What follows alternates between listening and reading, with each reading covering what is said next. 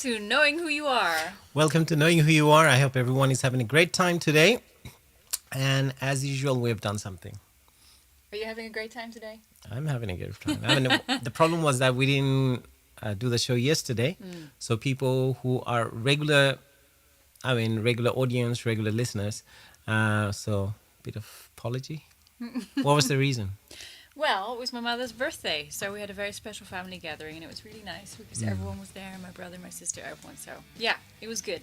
Yeah. So priorities, definitely. I mean, knowing who you are live stream is a priority, but that we do quite regularly.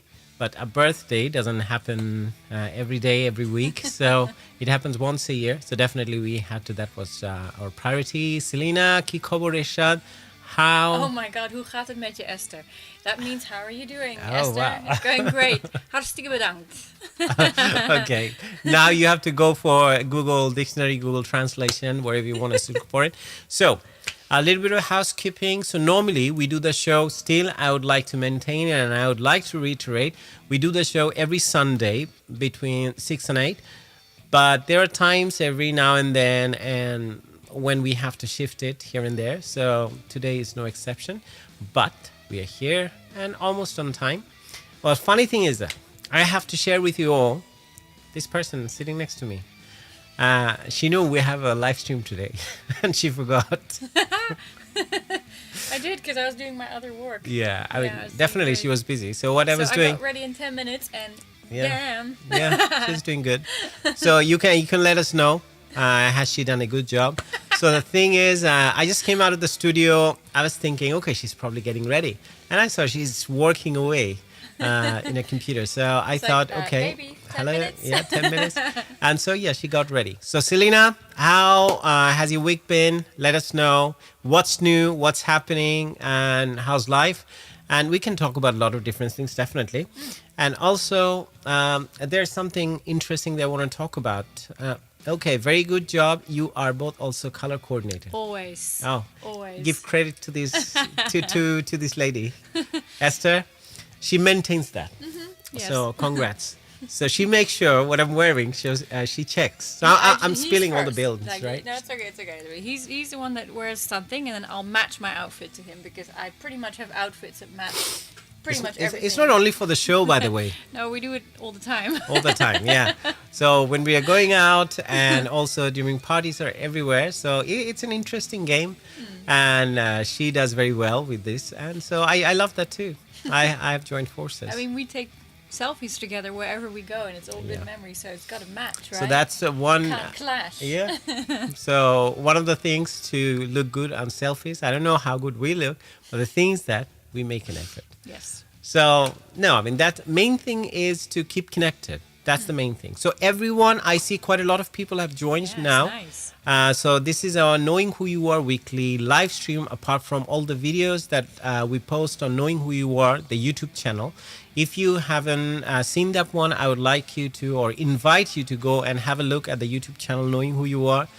And also there are a lot of interesting interviews, videos, and there are interviews that have been done, what I have done with experts, life coaches, and people who are quite productive and successful in their own field. I wanted to know what made them tick and what are the secrets of their success. So that's what we wanted to know. So during those interviews, there are a lot of interesting discussions we had. I'd like you to go and have a look. And one thing you have to do, if you are a subscriber, press the notification button, which is the bell sign. So it would always help you to know when we are coming live, when there's a new video posted. A lot of new contents are there. And also there are contents from my music as well. A lot of things you can enjoy. And let us know if there's anything we can improve upon. So people who are joining, let us know who are watching the show today. So it'd be great to know. So Selena is already there, I know. And Selena, how about your week? Since you have been the first one who started this comment and who's talking, definitely you are always a very engaged audience, I would like to say, and thanks to you for the support. And also we have other regular listeners, regular viewers. So people who are watching, hi to you. So if you want to hi back to us, that's good. So we can start the conversation knowing who's tuning in from where, which part of the world. So we can talk about this. So normally I start the conversation talking about a particular topic, and Esther always asks me before a live stream, so what are we talking about today? It's normally right beforehand. Right beforehand, or I keep on thinking, say throughout the week, that probably I'm reading about something, I'm trying to learn about something, so things come up naturally. So today, if I ask you what you would like to talk about. Oh, that's not fair. I was not ready for that. No. It doesn't have to be something difficult, something that you like to talk about. You can talk about and anything and everything. And they will join. I mean, everyone likes to engage in it, and which I really love about this community we are building up. Very engaging. Very engaging and also very valuable, because here no one is like a guru or no one is doing a master class. It's more about we are sharing our own lived experiences, because if we have I think we have lived enough. So based on that, there are certain things, ups and downs, struggles, successes, and sorrows, happiness, everything.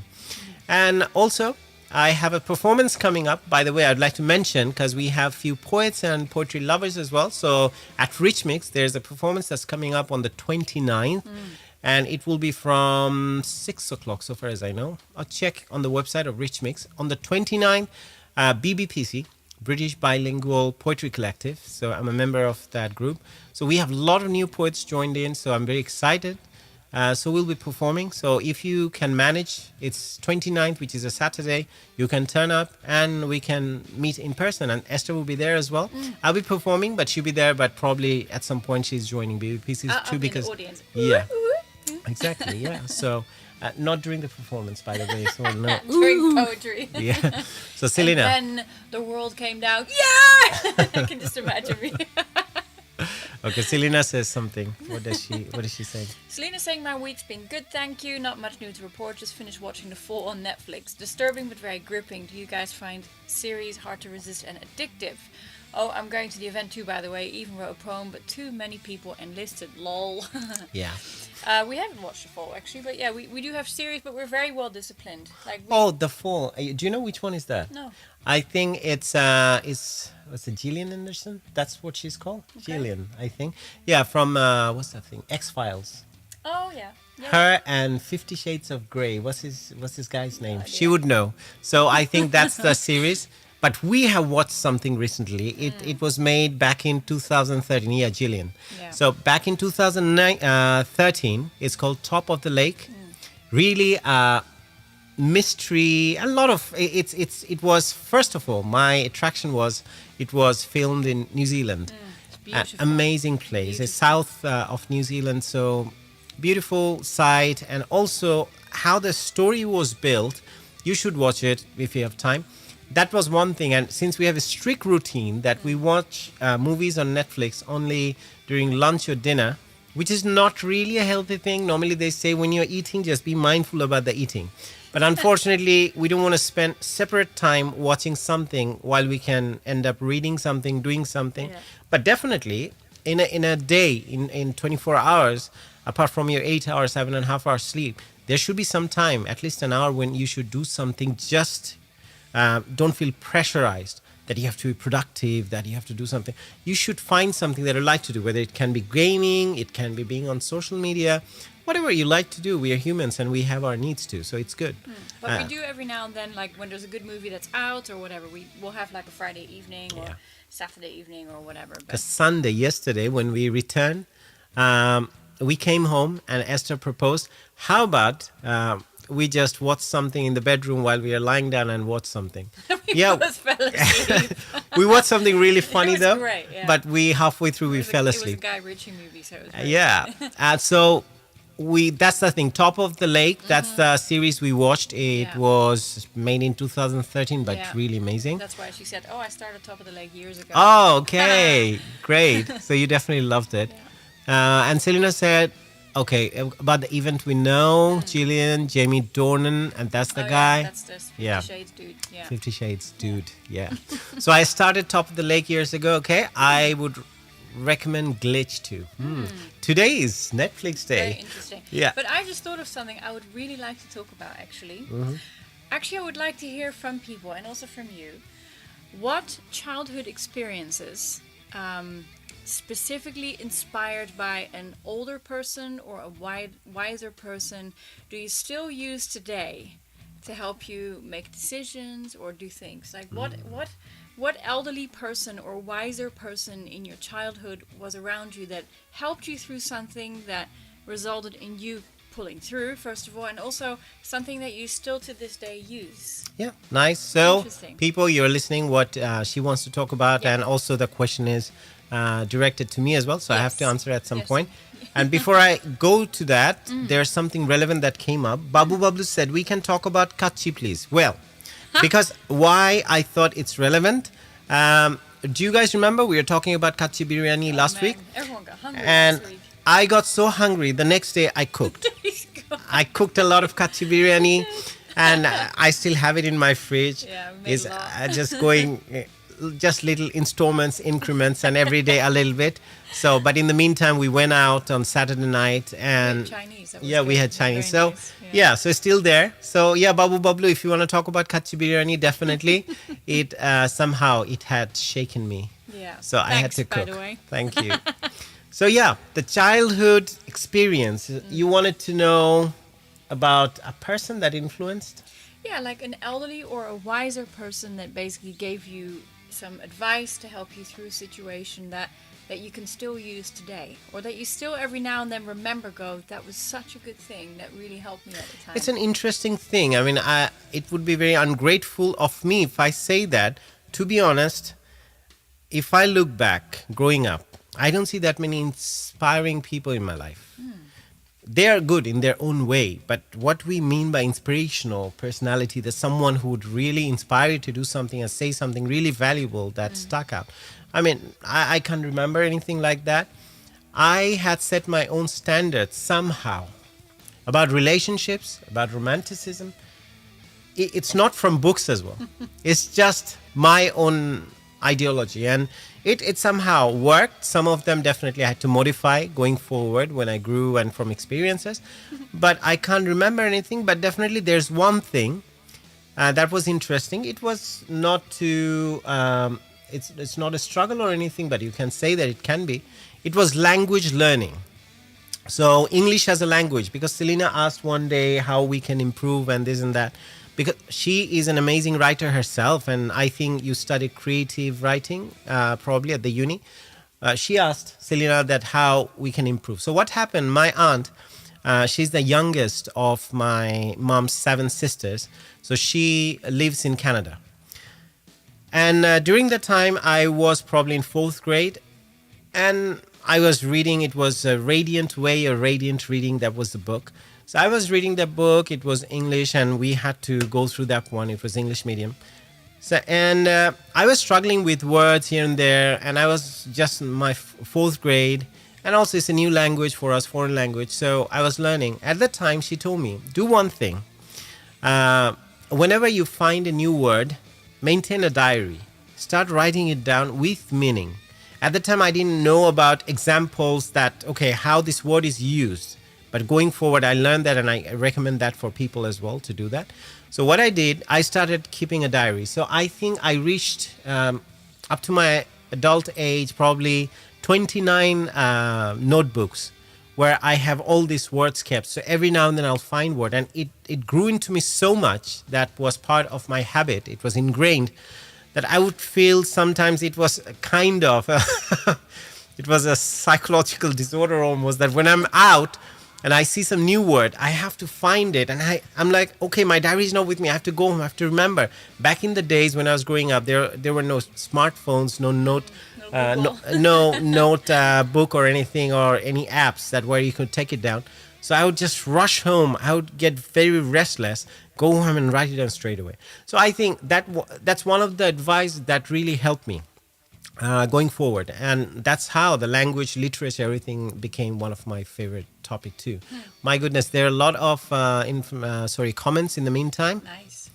Ooh, Anuradha. My mom, her advice is by far and English and comparative literature. Yeah, comparative literature at Goldsmiths. Wow. Nice, lovely. I mean, I love Goldsmiths.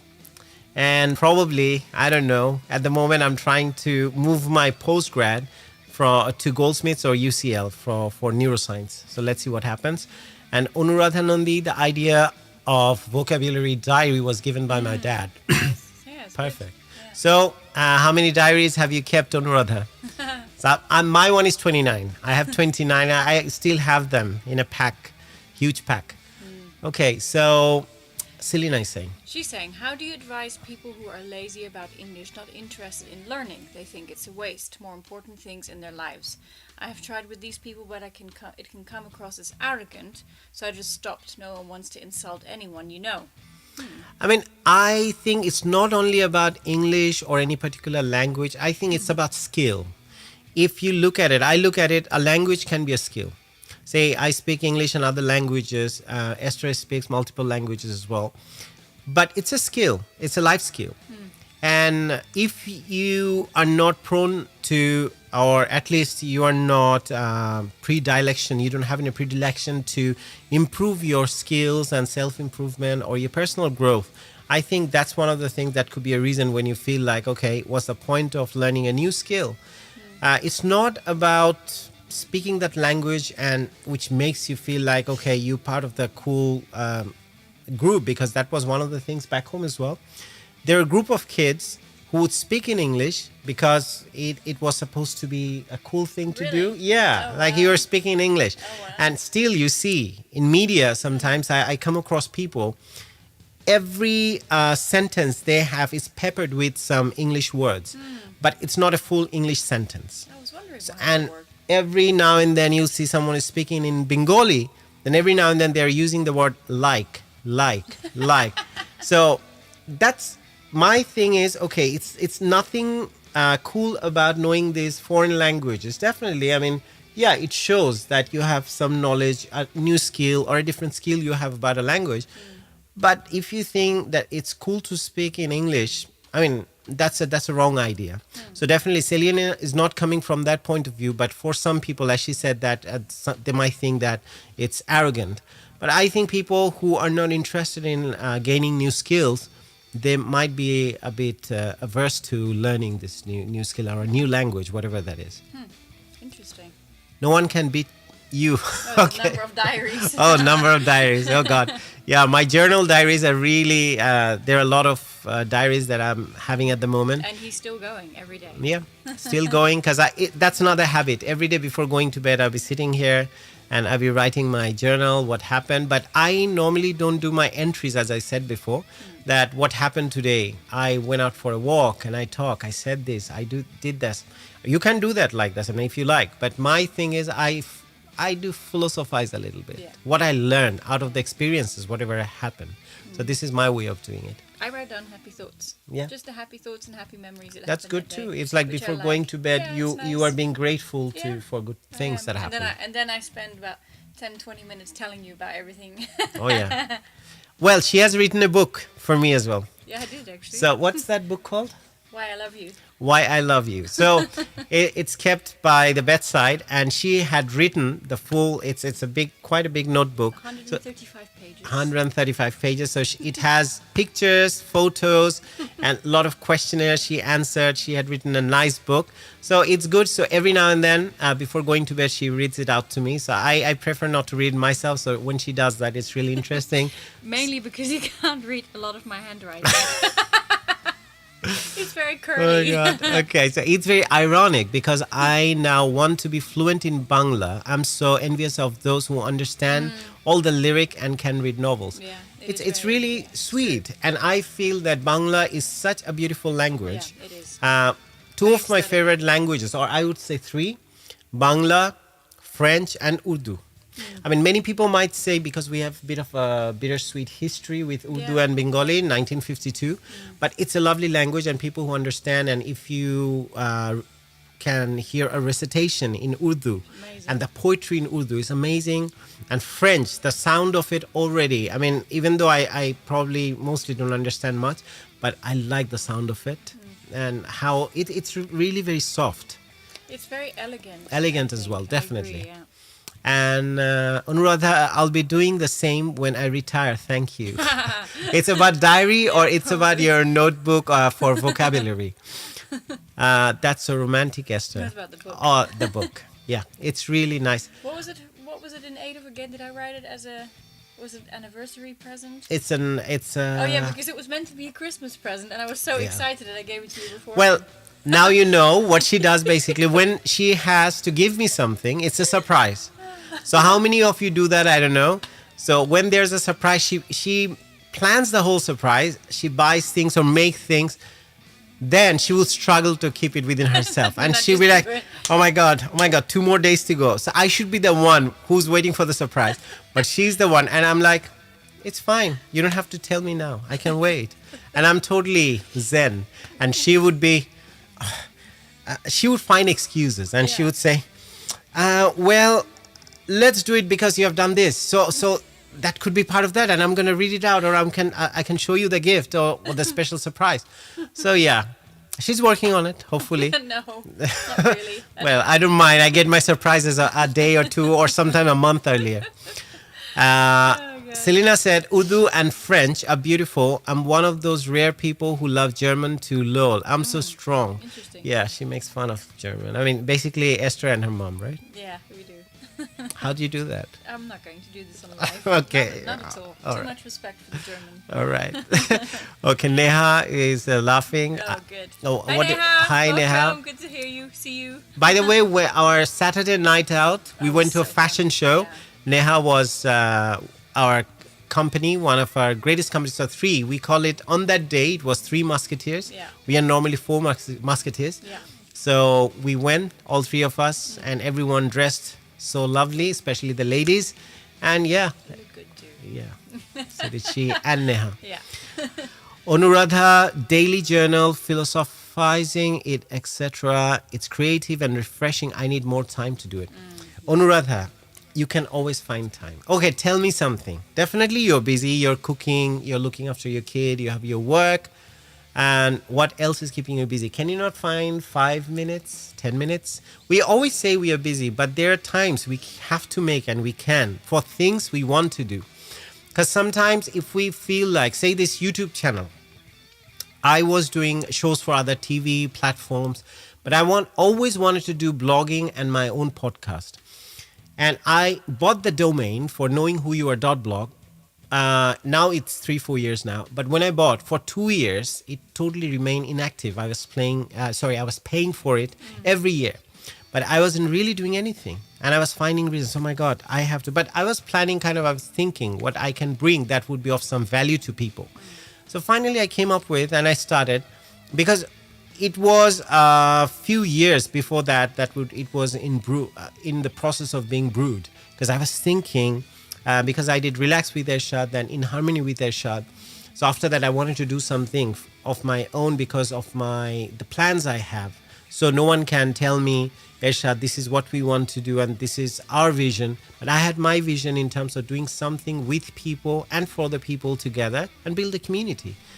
Anuradha, also the sound of Farsi language and calligraphy, love it. I mean, you were into that too. You have pens as well? Yeah. Selena, love Farsi. Yeah. Someone can call us and speak in Farsi if they want. That'd be exciting. That'd be exciting. At least give some examples of that. Yeah. Anuradha, music, then meditation, prayers. Oh, where's my time? Well, you know what we did in the end, which actually solved the situation? We both have a spot where we do our writing, and it's right there. The notebook is right there. So all you have to do is sit down and start. It's not like you have to take it out from somewhere or blah blah blah. We both he has the studio and I've got my writing desk in the living room, and so it's just there. And then we also make a time first thing in the morning when you get up. It's just that's what we do, and then I'll make breakfast, and then while we're switching around in the shower and stuff, I'll write. The morning I do normally reading. Yeah. I separate a few, say half an hour. Writing is at night because end of the day when everything has happened, then I know what to do.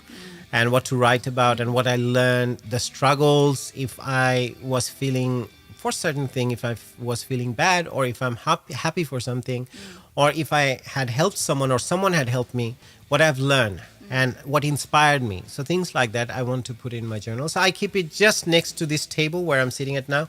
Just next to it, I keep my journal and my poetry diaries. So I have few poetry diaries, like one where I do my draft like there's 3-4 drafts up. Poetry I'm performing on the 29th. I'd written it 3 times. So today I think I finalized it. So I've done the fair. So it's moved to the final notebook, which I'll be carrying with me on the 29th. So I'll be reading from. Anuradha said music, then meditation, prayers.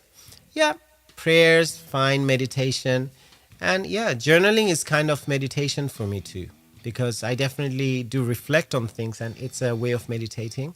And Neha said she was laughing about Esther's excitement for the hidden gifts. Yeah, but you know me well. You know I would totally do that. Yeah.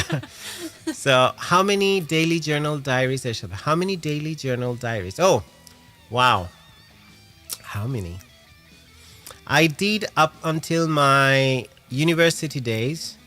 Then there was a break for quite some time. Then I picked it up. But I think I have at least 12. Yeah, I have 12. But I love notebook and so does she. So whenever we go, we find some lovely notebook, we bring it up. I mean, there's something exciting about an empty diary that I want to write. Yeah. And pens. Oh my God. I should show them. So next to, this is the table. So these are the pens I have here, but there are a lot of pens there. And Esther has similar, I think she has 2, 3. And that's one of the things I want to write with the pens and different colors and even the feel. Some of the pens makes me feel like writing. I mean, I like to experiment, and Esther had given me some fountain pens as well. So yeah, I'm using them.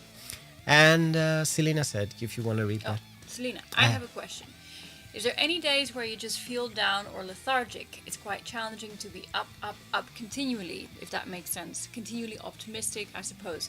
You both are an inspiration, but would you say this is mainly due to that habit formation? How does one begin?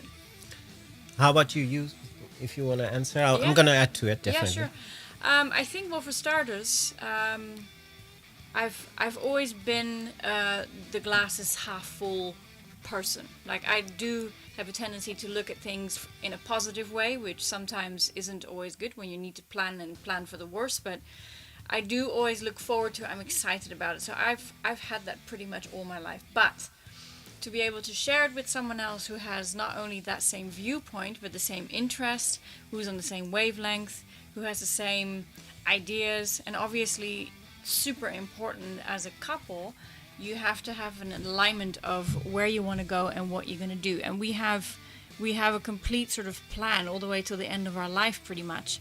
And we're every day working away. So it's not like, oh, the honeymoon period is over and now it's all back to we're just in our own shell. Like we since the beginning, we've just been excited about what we're going to do. And we literally, every morning, we say, oh my God, this is so good. Excited today. And we're so lucky to be together. And then at the end of the night, same thing. We're so lucky to be together and have each other to this. Because it's almost like everything you can be excited about gets doubled because you have this other person to share it with.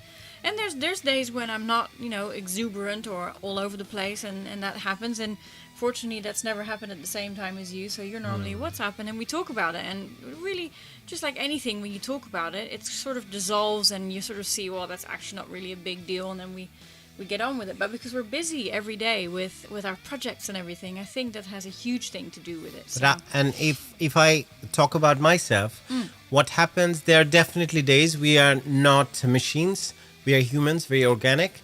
And every now and then, because you have to know, we live in an always-on society. And nowadays, we say that, okay, people who wants to take rest or who wants to sleep, even during the day probably, we think, okay, he's lazy or she's lazy. But the thing is that we tend to forget that mental health is very important, which I've learned as well. And there had been times in my younger years, probably 10 years back, I wouldn't mind sleeping for 4 hours at night or 5 hours at night because I want to practice more playing guitar, singing, and reading or doing whatever. But now I believe that it's very important. First of all, if I want to live, it's not about living a long life. It's about living a quality life with the length of time I would like to enjoy. No matter how long I live, I want to have a quality time, healthy lifestyle. So based on that, I definitely look after my sleeping, rest and everything. And there are times when I feel overwhelmed because when I am not at work, there's podcast going on. Sometimes I'm reading a book, and after I finish this, then I have to sit down. I try to produce something. Then I have to start practicing. I mean, there are things back to back. It's always going on. And there are times when I have realized recent days, I'll stop everything and just sit down for 5 to 10 minutes, just thinking about nothing, doing nothing, which is very important. And there are days as well when I get up, I feel, because when you're always on and you haven't given that headspace and didn't give your mind that rest, and if you're not well rested as well, there can be times when you can feel a bit lethargic, and also depression can kick in. Yeah, but the other thing that you do is that you go to the gym a lot.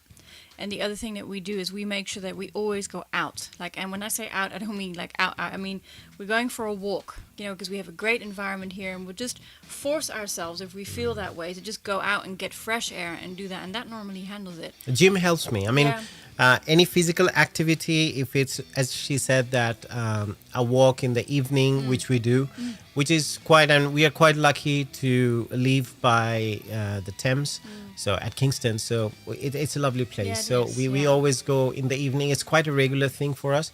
First thing is the health benefits, fresh air, and the walk we are getting. But I'm going to the gym anyways during the day. But gym always helps me. Whenever I come out of the gym, I straight away I feel energetic, and I'm a good mental headspace that I feel that, okay, everything is positive and I can face anything. And whenever I feel down, journaling, my thing is, it's not about writing, okay, I felt bad today, this what happened. But I would write down to find the source. So when I write down, I can find the source, and I tackle that when I think, okay, this is where it started. How can I stop that? Yeah. I would like to hear from some of our callers. Yeah. How do they handle their lethargy? I have about 3 pots of pens. Selena said loves journals too. Still have some. Me too. So yeah, as for calls, I think we should put the number up. Let's see what happens. Yeah. The number is there for you. You can call us, and the number is 0044 if you're calling using WhatsApp, then 7308192908. You can give us a call, and from any part of the world. And if you're in England, then definitely it's just from your mobile phone directly. You can call 07308192908, and we can discuss about these interesting questions. I love it that everyone is asking the questions, and good to know. And to be honest, we are none of us perfect, but if we form good habits, and what Selena asked at the end, habit formation, it's very important. Like journal, it has ingrained in my habit now. I have to do it, and I cannot. Like gym, I've been into this physical activity and workout, exercising from my 7th or 8th grade. I started that, and ever since, the idea of having a rice belly or bear belly or a pot belly never really, I couldn't agree with that. So that was one thing. To prove that you're well off. That I was scared of. So I always made sure that I go to the gym and I stay fit. And to this day, I think now it's so much part of me. I don't go to the gym, I get depressed, to be honest. I feel my life has no meaning. Oh my God, where am I going? And it has no value, and I'm losing my track. I'm off the grid and everything. To the point where I'll go, like, when he's not doing too hard, I was like, Just you should go to the gym. Like, go right now. Let's go. You know? Yeah, I start behaving weird. So she has to I think you should go to the gym. Yeah, let's do a workout. You always feel great when you come back. It happens. I mean, back-to-back 2 days, if I'm not at the gym, that will happen. Yeah. So, I that's when at least a walk helps or something. Like today, I mean, ever since I was up, I've been working away, so different things. She was working as well. So we have a plan. After the show, we'll go for a walk by the river. After we have a biryani. Oh, yeah. Probably. Then we can walk it off. Okay. So, Anuradha had some idea about the journals, and she was writing. So, Anuradha, what do you want to write about, if you want to write about? And what's your style of journaling? And Selena, what's your style of journaling? And Neha is there as well. Neha, I know she used to write like that. And her writing is more through her lyrics, as I know. Because she had written some songs for her band, Rocky Road, which she has with Shakib Khan Mimo. And she had written songs with Maksudul Haq, Mac Hawk from Feedback. Yeah. He sang, which is Mohatto. There's a song. There's a music video. You can check it.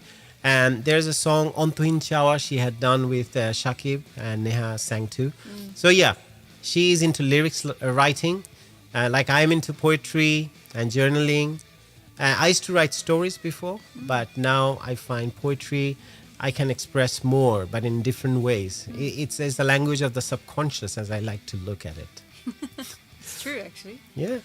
So, anyone, you have questions, definitely you can ask. We'll try to answer if we can. And you can add to the conversation. But Esther, what you are asking to them so they can talk about it, you talked about advice from someone that really helped you and still helping you to this day. So Anuradha added that her mom's advice. So Anuradha, you didn't share with us. Did she share with us what the advice was? No, just what was the advice? Yeah, what was the advice, Anuradha? I mean, if you're listening, you can share with us. You can give us a call and you can tell us, I mean, how that advice helped you or what the advice was about. So that's one thing we can talk about. And also, Selena, Neha, and there are a lot of people I can see. So people who are joining in, they can share with us. So, and about me, as I said, my advice, one advice that stuck out. And to be honest, advice can be from a superior or people around you, someone who's in person present, or it could be someone in history.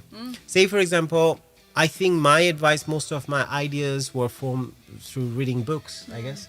So those people are sometimes still alive. Some of them are dead, long gone. Yeah. But when I read book, it's not that I read with a mindset, I'm learning something, I feel that when you're reading something, if you're mindful about that reading, something happens subconsciously. And probably you won't remember the whole 50 page that you read or 10 pages you have read, but you would at least remember a few lines from there. So yeah. that would help you. Yeah. I've always looked at books as it's a communication from the author to you. Like, they obviously wrote it because they wanted someone to get that message. And it's like someone, and if you read it, I always read it with the mindset that I have that person talking to me, telling me what it is that they want to hear. And sometimes, obviously, you don't know, doesn't mean you have to agree with it, but they obviously had something to say. And same with poetry, I think. I think as well. No, it's important that even if you don't agree with something, never read something that you want to that you have some kind of support towards. That you, if you're a pro idea, there's an idea you believe in and you are reading about that only, it's not a good idea. You also have to have the opinion from the other side. So something that would conflict with that idea, so that will make you question. Because if you don't have any why in your mind, we have Selena. Okay. And Anuradha said about how to. Hi, Selena. Hi, Ershad and Esther. Hi. I thought it was quicker than messaging, and I haven't spoken like to my voice Oh, Yes. yeah. for some time. Great. We love that. Yeah, so you asked me a question, I think, about journaling. How do I journal? I don't know. Like, I do love writing with pens and things, but these days, just because it's quicker, or if you're like half asleep, I kind of use my notes like on my phone, and I use that for poetry or for just writing like thoughts or I don't know, dreams and lists and things like that. Because I am a quicker, typer than writing by hand. So, but it does feel different when you write with a pen.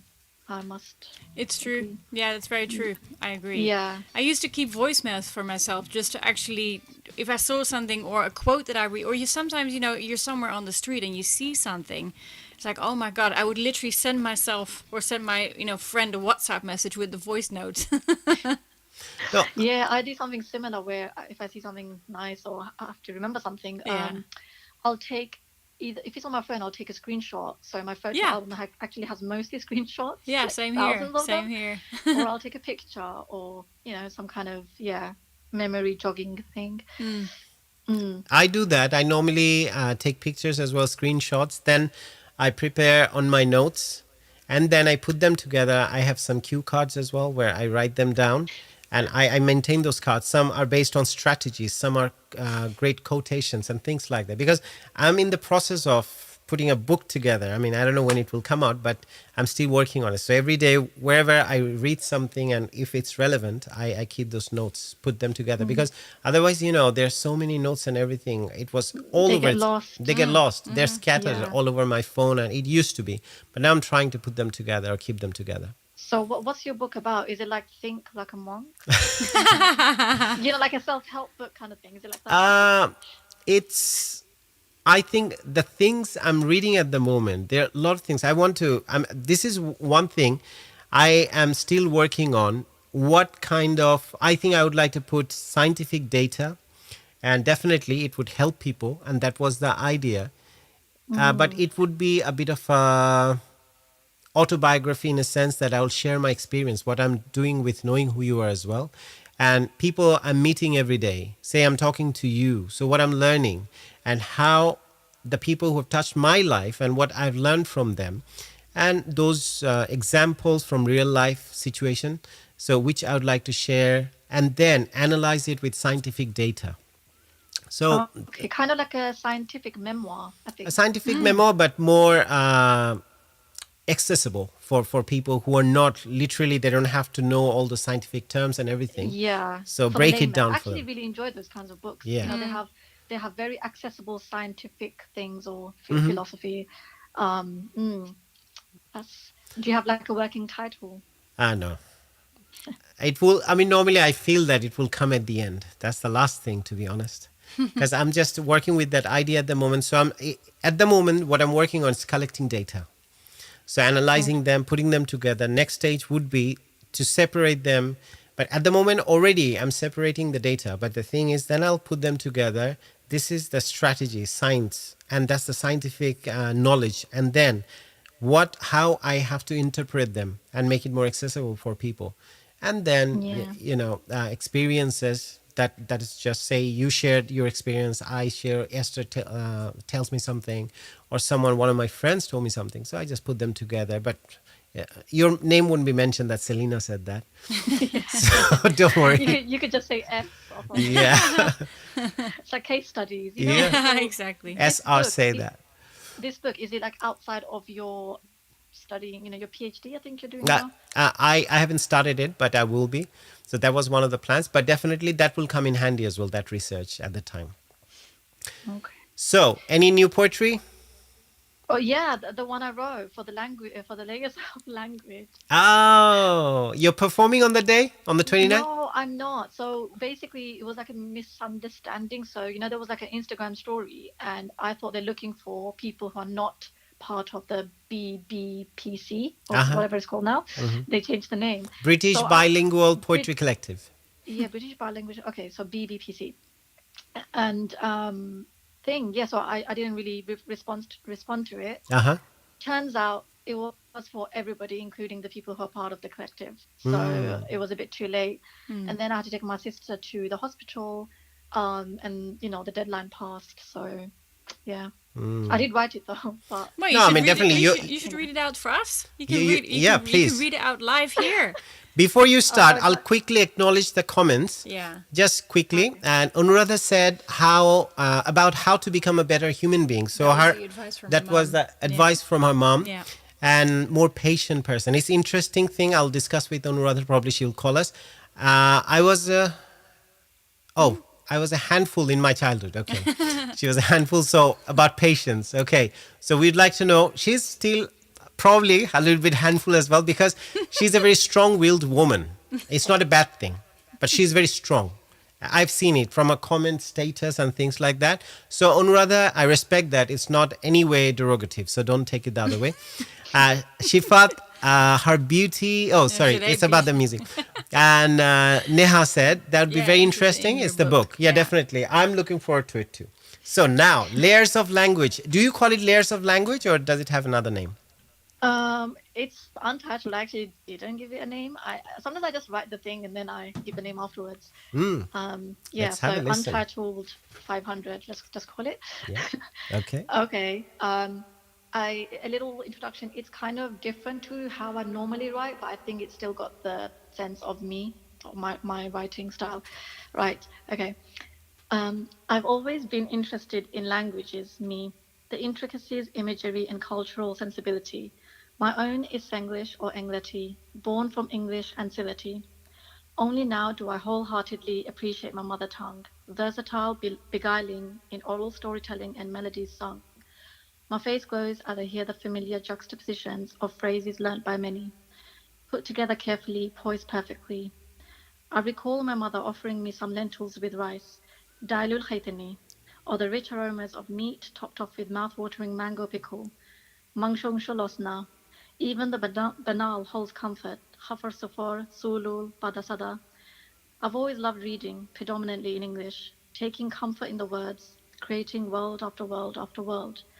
But it is Sility that has found a new home in my heart. Each comic stands a creative, mysterious lexicon dance, and I hope to continue embracing it, honing it, for it to never depart given the chance. The end. Oh, Nice, nice. nice. But it's interesting. great. Say it's printed. So you have a lot of Sileti words there. How are you going to do that? Because people in the other performances were, performing in Shuddha Bangla, and people in the audience, obviously didn't understand that. I thought it's kind of okay. But if it was printed, I would put it down, because these Sylheti phrases, as far as I know, in Shuddha Bangla, they don't have that. No, I mean, this it's nice, rhymey but thing. how are you going to do that? Say it's a book of poetry, it's in English, but then you have the Sileti words. So would it be written in English or it You mean would... the characters? I think for Yeah. non-Sylheti people, I will just put it as like a key, so that, because I don't think it fits in. If I like put the definition into the poem, I mean that's going to take some work. But yeah, I would just put it in as like a side thing so that people understand what I'm talking about. But for Esther, I guess it's just a rhyming thing that we have in Sylheti. I don't know why, but someone posted about it recently, and I thought that's very interesting in language. Like, yeah, this very seemingly unnecessary rhyming thing that we do. It just made me think. And then Yeah. I told my mom about it, and then she started laughing. She was like, "Oh yeah, we do that." So, No, some yeah. people have the idea that if you don't rhyme it, then it's not poetry. Yeah, I've heard that before. Oh no, my one is, I guess, mostly rhymey, but I did find it difficult to write a poem given this kind of parameters of, layers of language, because usually I just write whatever I want to write. So I thought, No, I mean, you know. it doesn't have to have these particular forms, but sometimes in doing so, people can make it sound a little frivolous. I've seen that it sounds a bit not too heavy, or, a bit light. It Yeah. loses that character that you want to see in a poetry or in a piece of literature. So I've written mine as well, which I'm not gonna read today. I can read something else. There are a lot of other. Is this what you felt about me, that mine was frivolous? What is it? No. Oh my God, no. She's saying is her poetry frivolous? Oh no, no.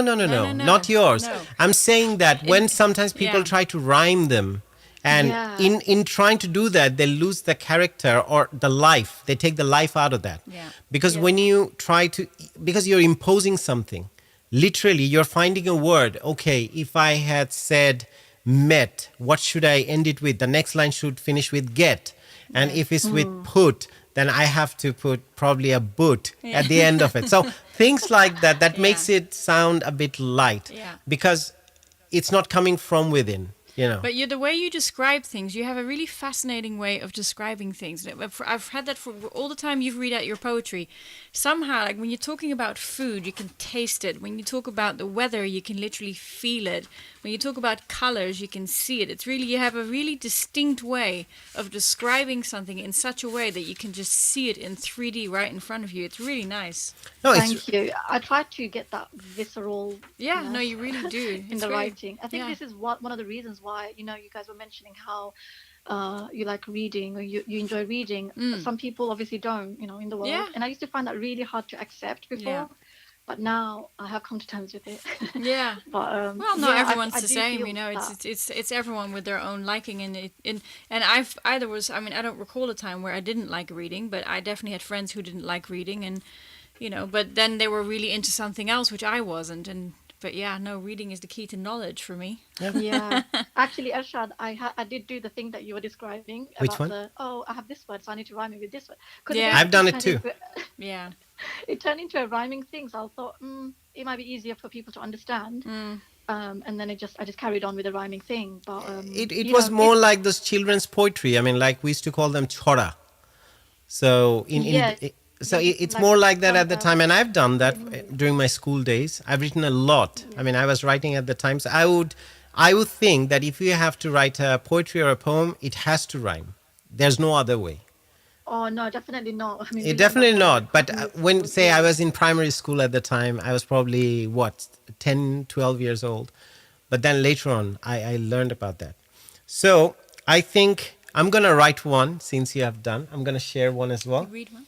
I'm going to, oh, sorry. I Read said one. write, right? You're gonna Okay. write. I'm not a going to write live- now. live Sorry. Poetry writing. Okay, after you read one, Yeah. I'll read another one that I initially wanted to. No, you should read first then. Priority is our caller. Always. Okay, this I probably wrote in 2010 or 11. I think 2011. Okay. Yeah. It's called A Time to Get Away. Now, the rain scratches at the window, desperate to get in.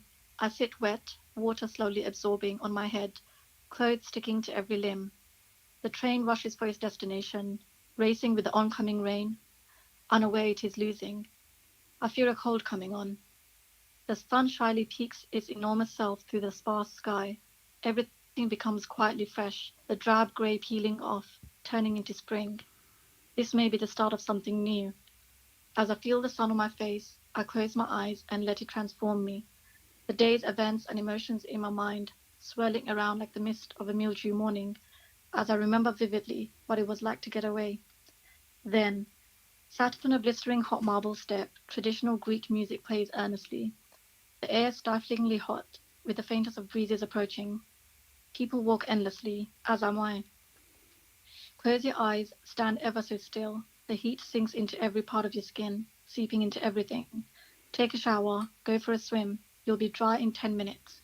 Get out, go for a walk. You'll be sweating in one. The heat, sometimes that's all you can utter. You forget you ever felt anything else. Cicadas and crickets chirrup late into the night, voicing their thoughts, forever unknown to us. A chorus of bright and chattering noise. The end. Oh, beautiful. Nice. Beautiful. I loved It it. makes me want to go there. Yeah. No, there's. Oh, FYI, it's Rhodos, which is an island of Greece. And it was Wow. extremely hot. No, but how you said certain things. It's about, what was that about sun? That it will dry or something like that. Then after that, there's a line, which is really nice. Oh, you mean this? Everything becomes quietly fresh. The drab grey peeling off, turning into spring, maybe? And no, after that. Oh, this may be the start of something new. Yeah. As I feel the sun on my face. Yeah. Yeah. Beautiful. It's a lovely poetry. I mean, Thanks. if we have to categorize it, say, for example, BBPCA has another event coming up. So what theme you would just put this one under? What category would it come under? I absolutely love nostalgia. I'm pretty sure you can tell by now. So, holiday trip. But this, I think I wrote on the way from university one day, like I was going home, and I think I saw the rain, like, you know how it slides on the window? And then I just, started writing. Obviously, this was after my trip to Rhodes, and it was Beautiful. really hot, like 45 to 50 degrees Celsius. And that was the point of like you have a shower and you get out and you're just like I need another shower.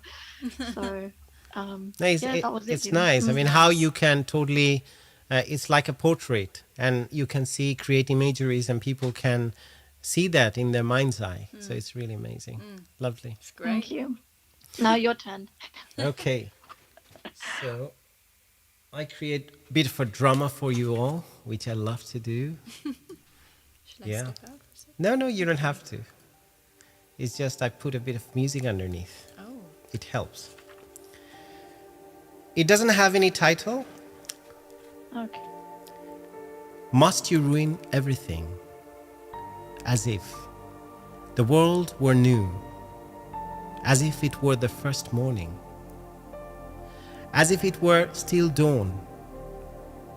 The truth, what has already been ruined. Our founding dissolution is our freedom. You must have nothing to lose to love heart and soul. You must eclipse the giddiest height to dare to plunge headlong. You must endure the fall of empires, and the greatest storms. To be together in that moment, you must have loved, you must have lost over and again. To triumph with you. Love is nothing when it's new, clean, and pure. Love before the storm is not a decision, it's a decree. When the event, the accident, the opportunity occurs, be there, standing. Find the word, action, or look. Yes, my love. In that moment, rely on me. I won't go missing. At that minute, I will be there. And so I predict we shall be the winners. Thank you. Wow. Yeah. Wow, that was like I was drifting. It was like a film, very filmy. Okay, I had not heard that before. This is really nice.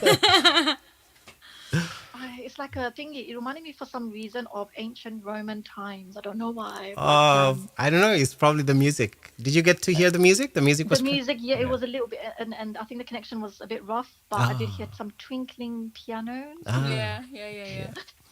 Yeah, and there was a line about was it lost love, and it reminded me of that famous quote, to have love, to have Oh, have you love. have to endure. You have to. You have to look. I don't. I really, when I write, I need to go back to it.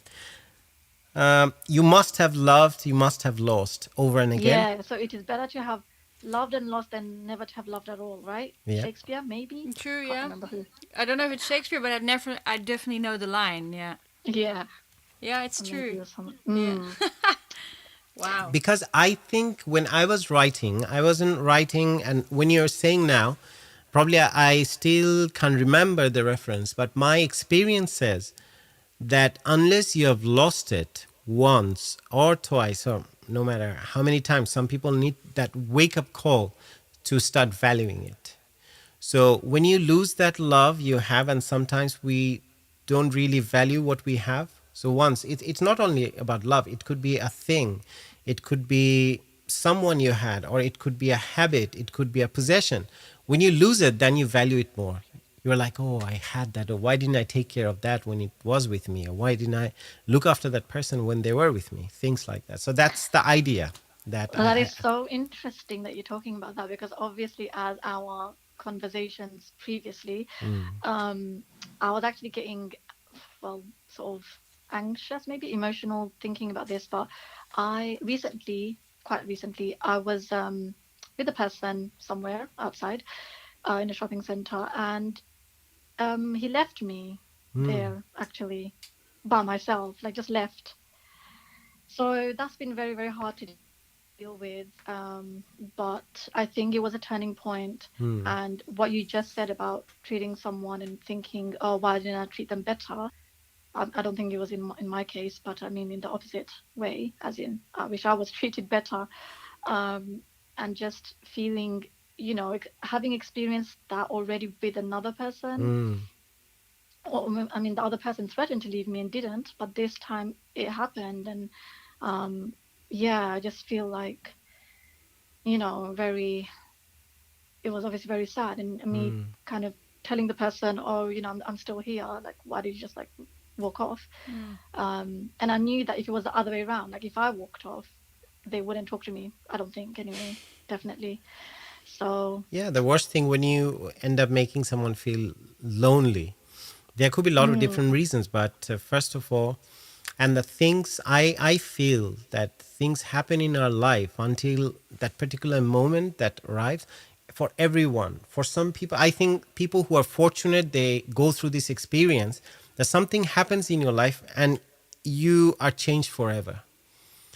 yeah, You get the I opportunity didn't to. think I would be, but you know, I think, like meditation, prayers, yoga, and all of this kind of stuff, it really, really helps. And it helps with like clarity. So I did have like a sense of, like, yeah, clarity, like it was clear. That's the And I felt thing. much better in terms of not feeling anxious, or is he going to call, or am I going to call, or all this kind of stuff. Good. So No, it's a Yeah, work in I think progress all the time. I mean, it doesn't happen overnight. You need to work. When you have that feeling or that emotion that kicks in, then that's the time when you start working on yourself, I think. And that's when you feel that wake up call. And if you don't work on it, then you lose it again. But you need to keep at it. So that's the idea. Selena, thank you for the poetry. And always, it's lovely to talk to you. And we Thank see you on Sunday. Saturday. Yeah. Saturday, sorry. yes. So 29th, we Saturday. are going to see, and everyone who'd like to join, you can come to Rich Mix and there'll be the performance. So we'll have a great time together, hopefully. Yeah, looking forward to it. All Yeah, right, Selena. same here. You have a good rest of the evening as well. Bye-bye. Bye. So thank you. Neha said, awesome. Shifat Ghaziuddin, Bhaiya, that was absolutely beautiful to listen. I'm emotional. I'm emotional. And So- then Neha said, replying to Shifat, you are right, Shifat. Same here. I was almost crying. Yeah, me too. I mean, I'd never heard you. I'd never heard you say that before. It's really Thank you. nice. Thank you. There's one particular poem which is the absolute favorite poem that you wrote, which I mean it is also on our KnowingWhoYouAre.blog. What is it called? Lest you should. Oh, lest you should. And what happened is that this is in the very beginning when we weren't really sure if we were gonna actually be together, or well, you were and I was too, but it was sort of should we or should we not, and then it was one of those things where you decided, well, you're gonna tell it exactly how it is. Lest you should, I think, if you go to knowingwhoyouare.blog, I have a page just dedicated to poetry. So many of the poetries I have recited, they're there already with my voice and recording. And some of them you will find the text. You are more than welcome to. I mean, we want people to go because that website, everything that we have done for Knowing Who You Are so far, you'll find everything, all the live stream, all the videos that are there for Knowing Who You Are there, all the interviews, poetry. And I'm inviting, as I said, Selena and other poets, if you want to send your poetry, we'd like to feature it on the website. And I think if I would request Selena, I would definitely like to have this poetry, which you just recited Yeah. today. Send it with a short bio and your picture. We'll just keep it there because we have a page for the guest poets. So this is one of the things we want to start doing for from the Knowing Who You Are community, because we have this plan at some point. We'll organize events where people will be coming and performing, musicians, poets, and there would be a hub. That's one of our plans as well. Let's see where we go. So who's next calling us and sharing their experiences? Anything you want to talk about? Neha. Yeah. Neha, yeah. I mean, if she does that, I always ask her to join. Or Shifat is there. Oh, yeah. And we haven't spoken to her, and we have to take some updates from her as well. Oh, they're all talking about how good you are. Oh, thank you. Replying, and that sounds amazing. Yeah, the hub, they're chatting to each other as usual. It's I know, great. that's good. I love that. Great. We should have a cup of tea. I mean, we are a community, so it's Yes. not about that everyone has to talk to us. No. So long we True. bring everyone together and we have fun together. So say, for example, it's a gathering. So someone's sitting next to each other, they're talking. In the meantime, I'm talking to probably the person next to me. So it doesn't have to be always with us. You can talk amongst yourself. But so long something touches you and you share something that helps the other person. Say if you're in a moment where you're feeling a little depressed and something lifts you up. So that's what we are here for. And I think that's a service that we want to do. Because my thing is that when I always mention this, and I've seen that as well, and I feel it more. I mean, there was a time, my younger days, when, say, I want to go for shopping, most of the time I would have lists on my phone or anywhere, mostly on my phones, that these are the things I want to buy. It could be next hardware instrument for my studio, or a particular gear, or probably a guitar or a guitar pedal or something. I'm not into like always planning for next shoe, next clothing or this and that, but it's mostly things for studio, my musical instrument, things like Or that. surprises for me. You're very good at that Yeah, too. surprises I have for to you. say. So, but now, because that's the second step now, where I enjoy more giving. Whenever I make lists what I can give to other people rather for myself. So, and the surprise, the smile you see in their face, the enjoyment and the elation, it's something that's precious.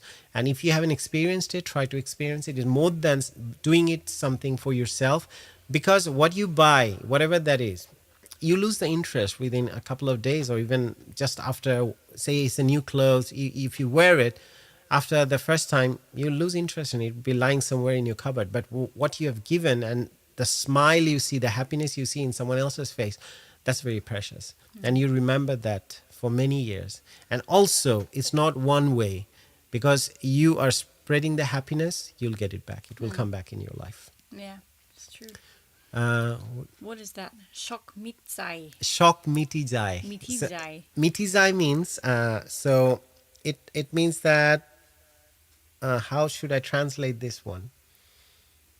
Okay, so if you want to get something for yourself, after a while, it phases out basically, the interest. So shock is the interest you have, and mitizai is just which phases out.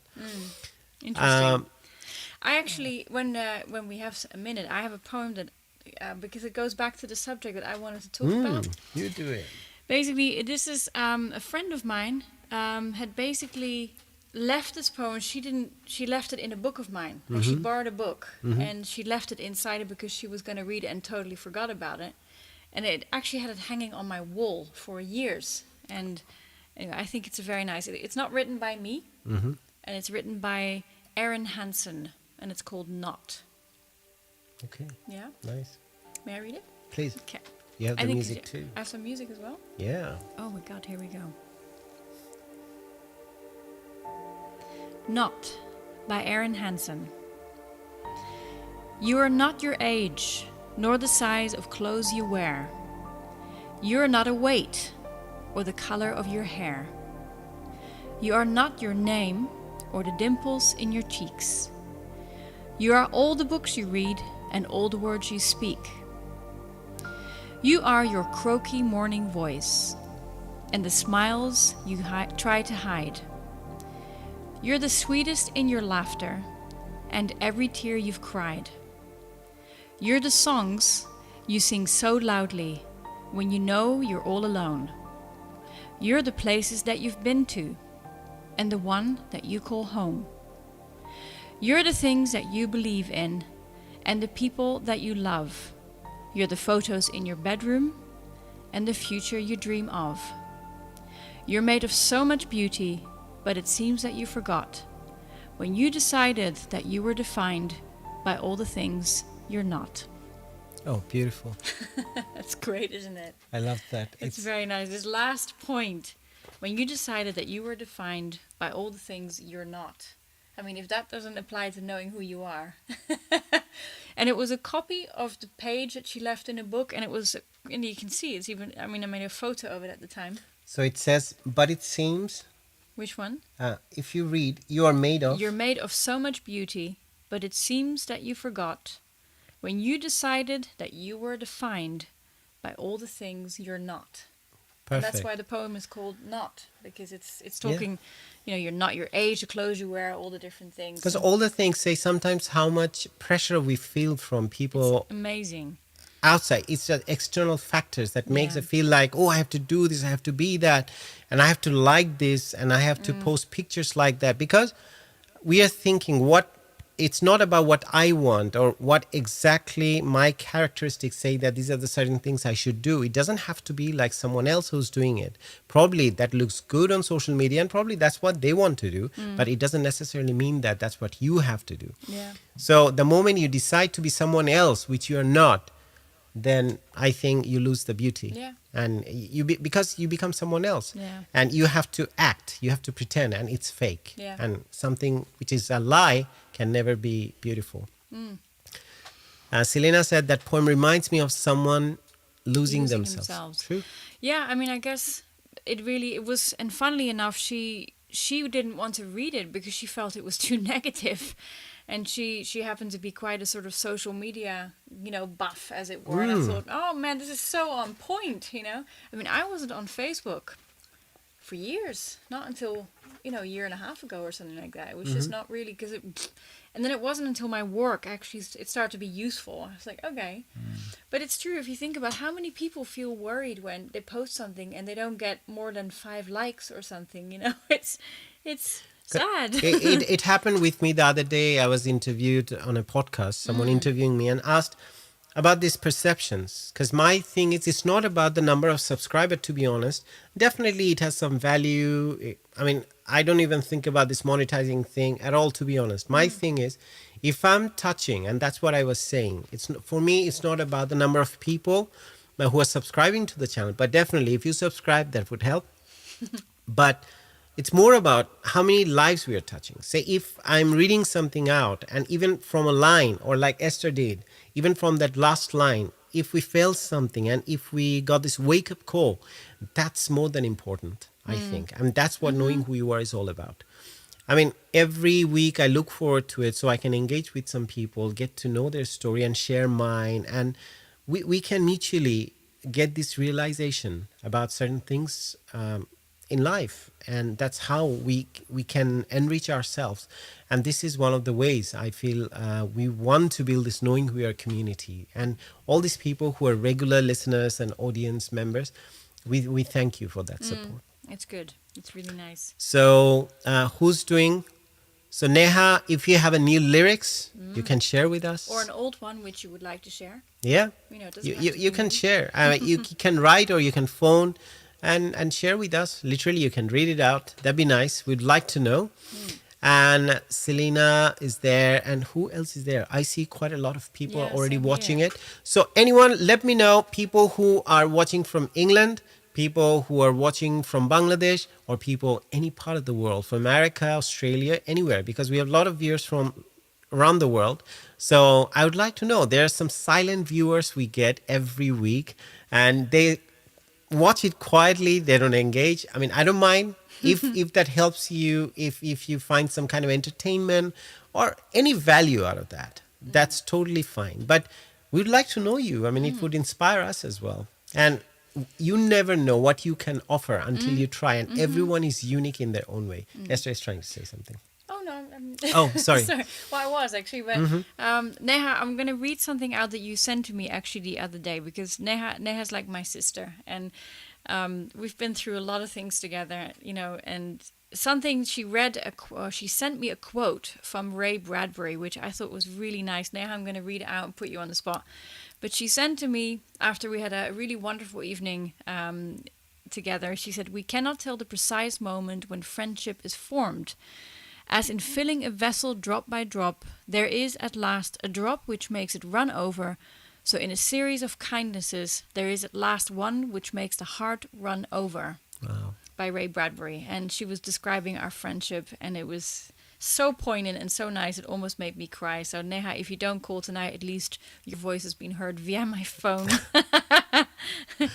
Yeah, I mean, you should at least share your lyrics, because this is another thing. Sometimes we create things and we don't feel confident about, and you are not depriving yourself, you're depriving the world of that. Yes. But when Mac Hawk of Feedback felt that he can sing your lyrics, I don't know why you don't feel like reading it or sharing with the rest of the world. So you should. And we need to know our self-worth. It's very important. Yes. I mean, sometimes we end up not doing those things thinking what people will think. Trust me, no one will think anything. People don't have the time. They are already quite worried about themselves, what we are thinking about them. So they don't have the time to think about you. So it doesn't help. I mean, it doesn't work like that. And to be honest, when you do something of courage, Like me singing the Dutch national anthem completely wrong a few weeks Exactly, ago. yeah. You should try. She's working on it. I'm working on it. And Selena said, as I call regularly, I feel like I should get to vote the next caller. Definitely, Selena. She's voting And- Neha. Neha. And so there's 3 votes we have already cast. It's Selena, Esther, and me. Yeah, So you have it's a 3 votes. majority. It's a majority, and you're 1. We are 3. So we are asking we vote Neha to give us a call. Sorry, and also share a lyrics or anything, or you can tell us something about anything and everything. Did you have a song prepared for this week, by the way? No. No? Okay. All right. No song. No, I mean, normally the thing is, I need to get my voice a little bit warmed up, and suddenly if I'm Yeah. singing, Yeah. and also talking for 2 hours, as you know, I'm the bigger talker here, and you hear me all the time talking while Esther is sitting there poor Esther silently and waiting for her turn. No, I'm No, not. but Not I at feel all. sometimes when I watch the show, the repeat, I'm like, oh my God, my media days and also my broadcasting career, the thing is that I've been so used to doing all the live shows and talking on my own. I just can't help it when I'm in Well, I front of think camera. it's fine. I think it's totally fine because the point is that the whole show, and it's very interesting when I actually think about it. Because even when you look at the videos that we put on, like I just I enhance it by coloring, I enhance it by music, and I think I just enhance the show by being here. Yeah, I mean, definitely. We value your presence, but you do have your input. I do. I have my own viewpoint. I don't for want to sure. make light of it, and I do not at value all. it. I'm just kidding. I'm just kidding. No, but I actually I was thinking of something that when I was little, because we were talking about experiences and things that advice that you're given when you're young that you can still use that really helped you. And I remember. Oh, you didn't share yours, right? No, Okay, I mean, please. I didn't actually have anything in mind at the time. I was just curious because sometimes there is these things that happen when there was actually I was a teenager and I was in trouble, and there was because I didn't know what to do. I was stuck on something, and there was a gentleman, an elderly gentleman, a Chinese gentleman who read out a poem from a poet from New Zealand. Wow. And he basically said to me, instead of telling me what to do, he just read out the poem, which is life is only froth and bubble, but two things stand in stone: kindness in another's trouble and courage in your own. Do it again. Life is only froth and bubble, but two things stand in stone: kindness in another's trouble and courage in your own. True. So, you can be annoyed with someone, but realize they might have something going on that is affecting them very badly to act irrationally. And you have to, if you have your own troubles, you can't just blame it on everyone else. You have to have courage in finding the source of it. True. And, talking about life and froth and bubble, it's true. If you think in the millennia of time, what is one lifespan? It's nothing. It's like a blip in the ocean. So, the stable point of, be nice. Look a little bit further than what you see in front of you right now, because that person reacting all over the place might be suffering a great deal right now. So before you go judge them, think again. And also, don't be too hard on yourself, but be courageous in sorting out the right thing. And it has stuck with me. I used to write it down. I used to write it on my arm, Also, to be courageous to face that. You can avoid it. You can run away from that. It won't solve it. It will be there. Yeah. What you resist persists. Yeah. So it stays there. Yeah. You have to deal with that. Yeah. And Okay, Shifat so had Shifat's said, read something. She says, "Guys, sorry, I'm in and out as it's school night. Lol. Yes, not a problem." But when I was a teenager, a quote that stuck throughout my life is, "The stars shine down and watch us live our little lives and weep for us." I think it's so beautiful and poignant, honestly, and it stayed with me. I was about 14 years old when I found it. It's a Sidney Sheldon book I was reading. It was at the prologue part. Lovely. so after that you fell in love with the stars. The stars shine down and watch us live our little lives and weep for us. Interesting. Weep for us. Yeah. Why weep? We do have good times too, sometimes. Right? Oh, wow. Ooh, something huge just came in. Oh, One Selena, second. you One can read second. from from there. there. Okay. Selena says, "I love this from Charlie Kaufman's." How do you say that? You're too quiet. Oh, am I too quiet? Okay. Yeah. She says, "Everything is more complicated than you think. You only see a tenth of what is true. There are a million little strings attached to every choice you make. You can destroy your life every time you choose, but maybe you won't know for 20 years, and you'll never ever trace it to its source. And you only get one chance to play it out. Just try and figuring out your own divorce. And they say there's no fate, but there is.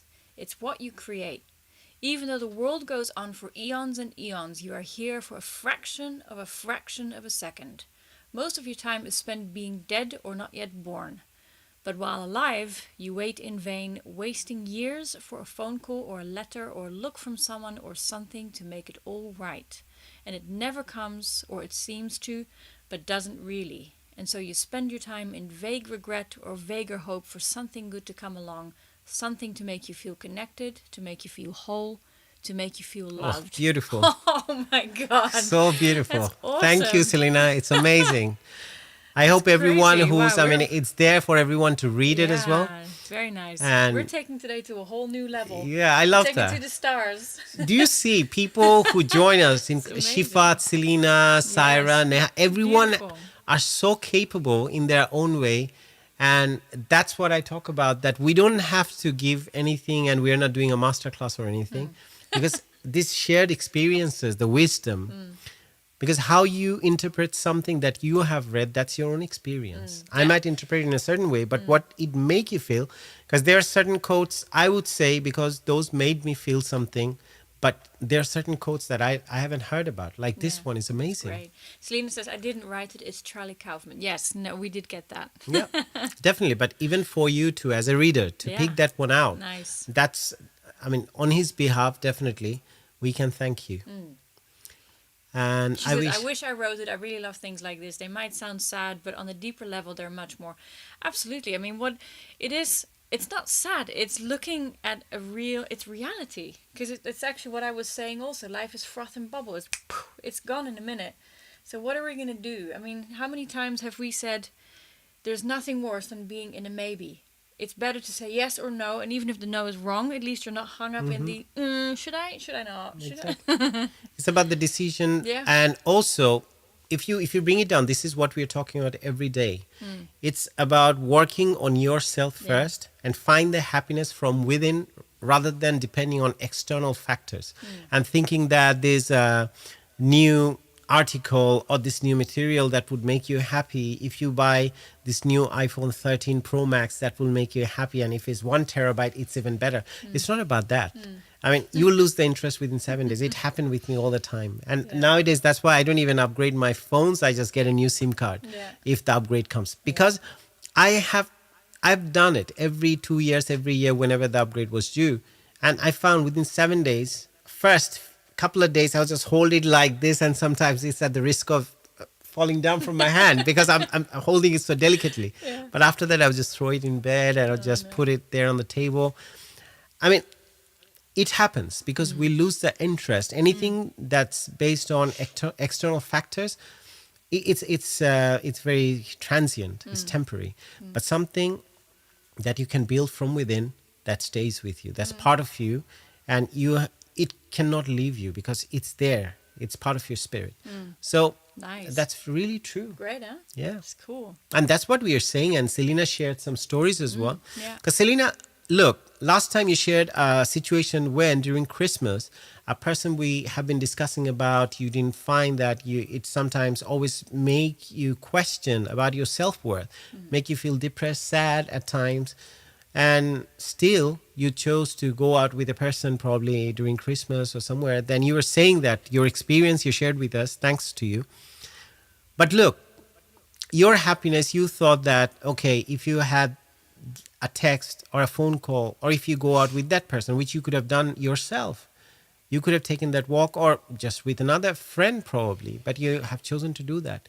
So yeah, sometimes. So things like that really are the wake-up calls for us. Yeah. If we think about it, close our eyes and read and just reflect on it, take our time, all distractions off, take a moment, give that moment, and try to live through those emotions, read between the lines and stay there, dwell on the words. I think you'll see something. Even if you try to practice, trust me, it becomes habit. We all need some kind of companionship at some point in our lives. But to be honest, if it doesn't work, if it's toxic, and if it tends to change you as a human being, it's better to be yourself. And if you're a strong-willed person, and if you're strong enough, you can deal with it yourself. And once you can, Sorry. there's no, okay. No, please finish. No, I mean, once you have done that, then you'll find that you don't need anything else, to be honest. Everything is a bonus. And once you are happy and you're strong, you can help others. You can be loving to others as well. Please. No, and all I was going to add, and as usual, I have never experienced in my life of both having many friends who had partners and my own, that there's two people in a relationship, one is desperately unhappy and the other one is completely happy. There is no such thing as one being totally fine with everything and happy as a clam and the other one isn't. Because how could the other person, supposedly happy, be happy seeing that the partner isn't doing well? So if you have a person that's with you that you're not happy with, they're very likely feeling the same thing. But in this day and age, with what you see in the media, it's like the amount of illusions that are being created that it's impossible to find the right one and it's difficult and you can't trust anyone and blah blah blah. People so desperately hold on to a relationship, but if it's not good for the one, it's most likely not good for the other also, either. there are choice paralysis as well. Yeah. When you have things like Tinder, Yeah. and you can always swipe right or left. Yeah, which is not really the good old let's meet up and then you come with flowers and Yeah. it's a lot more risky to do I'm it in happy real that life. you're that romantic. That's how I am as well. So Selena says, okay, that's so true. If you change the phone case, it creates the illusion. Exactly. Yeah, it's true. However, I have to say, he got me a pair of pink Doc Martens, and that's over a year ago, and I still absolutely loved them. And I think the thought that you were happy for me to walk around in pink Doc Martens. No, I mean, for my thing, I used to think for a woman after a particular age to wear pink all the time would, it doesn't align with my then kind you of met thought. me. But then I met Esther, and she makes it look good, and she loves that. I do, yeah. She loves all the glitzy stuff and something that has glitter and things like that. When we go out, whenever I see a pair of shoes with glitter, a pink shoe with glitter, can you imagine? I feel like I have to get, and I bought once, and the pair I brought home, one was 5, another was size 7. So it was They mixed. were amazing. They were these fluorescent magenta glittery trainers. And unfortunately, the shop had given him a pair of 2 sizes. And we went back. Oh my It god, wasn't they there. didn't The have size it. And every time I her still size look, wasn't there. oh my god, anyway. It's very nice. So we had Selena says he's calling as we speak. Okay. Selena, by all means, if you need to take that call, please go ahead and take that call. And everything is within your prerogative. You choose to do what's good for you. We are okay if you can't carry on. It's with not the only show. about us as well. Absolutely, Not about that person as well. Yeah. It's about you. Yeah. What would make you feel good? If that call can lift your spirit, that's one thing. If it doesn't, that's again your choice. And Selena says it's over after being left in a food court and much more. It's a definite wake-up call. Okay, I didn't read that. I said all those things, but you... say anything. I was like, yeah, wait till you read the next one. Okay, Selena, so we know your decision now. There we go. No more decision fatigue for you. Okay, good. So Stay at the show. Stay Yeah. with us, Selena. Stay with us. It's over after being left in a food court and much more. It's a definite wake-up call. Yeah. I think I've been choosing people who don't deserve me. We do it. Amen. We do it in our lives, and how many of us are guilty of that? yeah, Many I've done times. it. You've done it probably. I've done it probably. Yeah. I have to find someone who's worthy of my life. Exactly. But as I read as well, when you're ready, when you prepare yourself, trust me, you don't have to you don't have to go to Tinder, you don't have to go to a pub on a weekend. That person just comes. Yeah. You attract them somehow. Life Like works I did. in mysterious ways. Yeah. You're saying? No. Oh, no. No. So Because I went tap tap. Sorry, no, I was just being like, yes, agree. that's the thing. So going back to the point when you have prepared yourself, you need to work on yourself, to be honest. Like I keep on working on myself every day. And now we work on ourselves together, help each other, inspire each other. So there are days when I'm not my 100%. But then Esther comes forward and lifts me up. And there are days when she's not Vice feeling versa. good. Yeah. Same thing. That day, I try to be the support. So that's very important in a relationship dynamic. Yeah. And Selena said, I just went to... I just Nido. went to Nido. Nido is a food place. Okay, with my sis and spent the whole day with her. We were talking for hours, and with this person... For 9 hours. For 9 hours, and with this person we're discussing so hard to converse. I remember feeling bad. I've been criticized for chatting to the waiters. There's no end to the criticism. Sometimes siblings are soulmates, don't you think? I agree. I was with my brother 2 weeks ago, and we were just... I went to go see his new house, and he's just become a father, and I thought I would just quickly pop in. I was there 5 hours later. It's true, siblings absolutely can be, and don't have to be soulmates, because, it's everyone is a different person, but... I've known siblings not to be soulmates, and I definitely feel that I am with my brother and sister. Whoever that is. Yeah. It could be a sibling, it could be Yeah. a friend, Yeah. man to man, Yeah. girl to girl. I mean, Yeah. it doesn't matter really. Because everyone's not the same, and I think the great this quote I saw once is like, your best friend is the family that you chose. Because not everyone grows up with a family that they love, and then they instead have good friends. I'm very lucky that I have an amazing family and amazing friends also. It's very poignant, Selena. I would like to read that comment again, a part of it, where he said, and with this person we were discussing, it's so hard to converse, one thing. So it's a draining effect. What you are, what Esther was reading, that poetry, it was not, right? Not, yeah. So that's the same thing. Someone who's changing your spirit and who's literally dampening, literally all the time putting a damp on your spirit. What's the point of being with someone who doesn't value you as who you are as a person? And if you keep on let someone else trample on it over and over and over again, it's a disrespect towards yourself, which you are doing. And I've been criticized for chatting to waiters. I don't know where it's coming from. To be honest with you, I can experience one of my experiences. My point was, it was in a job where I was in the management. I made sure that I would know the name of every person working in the building, especially, for the company, and people who are probably cleaners as well. My thing was, it's not about a job or a designation that can define you as a human being. Everyone has their quality you can learn, but also to make people feel their value, that they exist. I had experiences where, same on my management team, there was someone else. I was asking, he said, Ershad, how do you remember everyone's name? And they're from different countries as well. And I said, well, I make an effort to know, so they know my name as well. So they value me too as a human being. It's not that just because you are in the management, they have to respect you. It's about they like you as a human being. So this job, a designation, is nothing. You can leave the job, you go somewhere else. But what happens, still when they see you on the road, walking down the road, they see you, they recognize that's Ershad. It's not that manager we used to know. So that's what it's all about.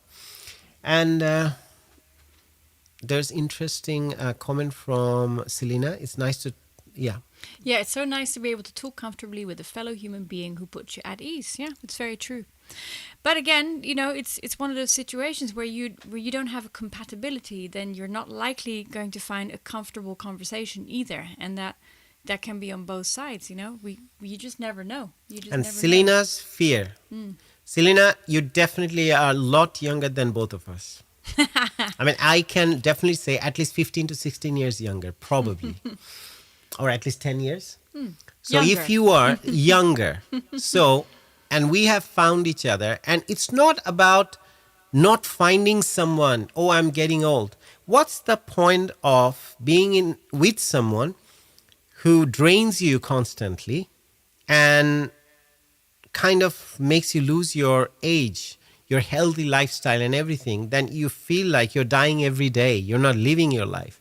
What's the point of finding someone like that? You'd rather be lonely than find that person whenever you're ready and whenever that right person comes along. I know life is short, and Esther and I, we every now and then we talk to each other and say, I wish I found you 20 years back.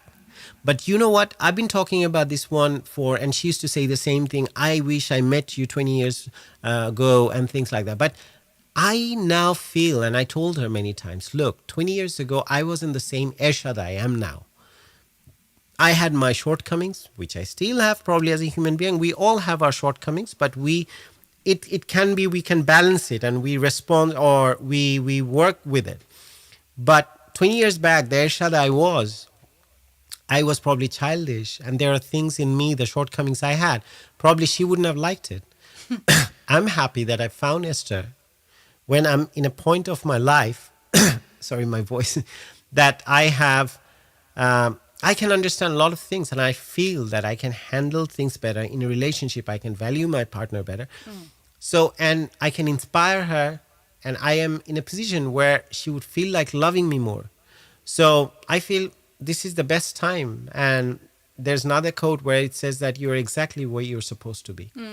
So we found each other because we are ready now. That's why we attracted each other. So if you met 20 years before, probably it wouldn't have worked. No, and the same would have been for me also, because I know what I was like 20 years ago. And it doesn't mean I was a bad person necessarily. It's just I know compatibility-wise with how you are now, it would have been not as easy as it was, or if as it is right now. And the best part is that it doesn't take any effort, and it shouldn't be an effort, and it's really that simple, because the whole point of a relationship is that it enhances what you have, strengthens what you have, and a lot of that how we're doing has to do, from my point of view, with how I changed, because I definitely had unusual ideas of how it should be, and I was thought it should be this way and that way, and I sort of realized that I should be a certain way when really I wasn't, and sort of things that I had to change mindsets on about myself, and also just introspecting and looking at where things weren't going well. What was I doing that was causing that, or what had I done that sort of made it not come out that way, and I stopped blaming anyone else. I was no longer ever putting the finger with anyone else other than myself. I stopped justifying anything that possibly wasn't right and blaming someone else for it, or criticizing another person. If another person really was really not that good, then I just would simply no longer deal with them, and not just continuously latch onto them and I don't know, almost use it as a reason to blame them on a constant level, because in the end of the day, that person is the way they are, and you if you're not going to change them, you cannot change another person. A person will change themselves or they won't. And I realized that my biggest mistake was just not being fully honest with what I really wanted, and not really communicating about that. And then in a relationship, that is death. So you basically set yourself up as not being honest, and when you don't have that, well, then you both suffer in the end. You put it out on the table, and if they like it, they'll accept, they'll change, or Yeah. they'll try to meet you in the middle point. But if they can't, then it's your wake-up call, and that's when you decide what you should do. And for me, the biggest change was realizing that everything that happens to me is something that I can change. Everything that I don't like is something that I can be cause over. And anything that I feel that is being done to me is something that I have somehow had some sort of element of creation in. So I need to just not point the finger. And I have to say, taking on a complete, and that might sound ridiculous, because how could you be responsible for everything? You can't really. But at the same time, you can be responsible for your actions. And I found that I'm completely at peace with everyone around me, in harmony with my life. And I don't have this, I should be this, I should be that, or what are they thinking of me? And if someone doesn't like me, I'll find out if there's something I genuinely need to change. And if there isn't, well, then that's their prerogative, and that's just not someone I'm going to hang out with. Yeah. And I think because I was so open to being happy to change myself, to be a better person, and you had already done that yourself, we are never finding fault in each other when something isn't quite gelling. It's always like, what happened there? And it makes it so easy to resolve things. Because I, as I say, it's always a constant work in progress. You cannot just think, okay, now I'm a better person.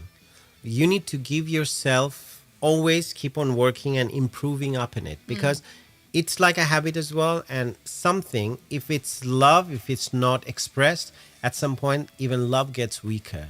If it's a muscle, you don't go to the gym and work on it, that muscle would get at some point flabby.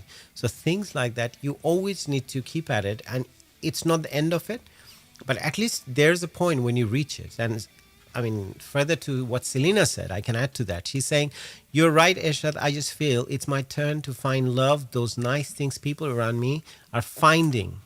A few weeks ago, we spoke about childhood, not going to go into it, but my childhood at school especially was very lonesome, and I guess I have yearned for that kind of love and connection for years now.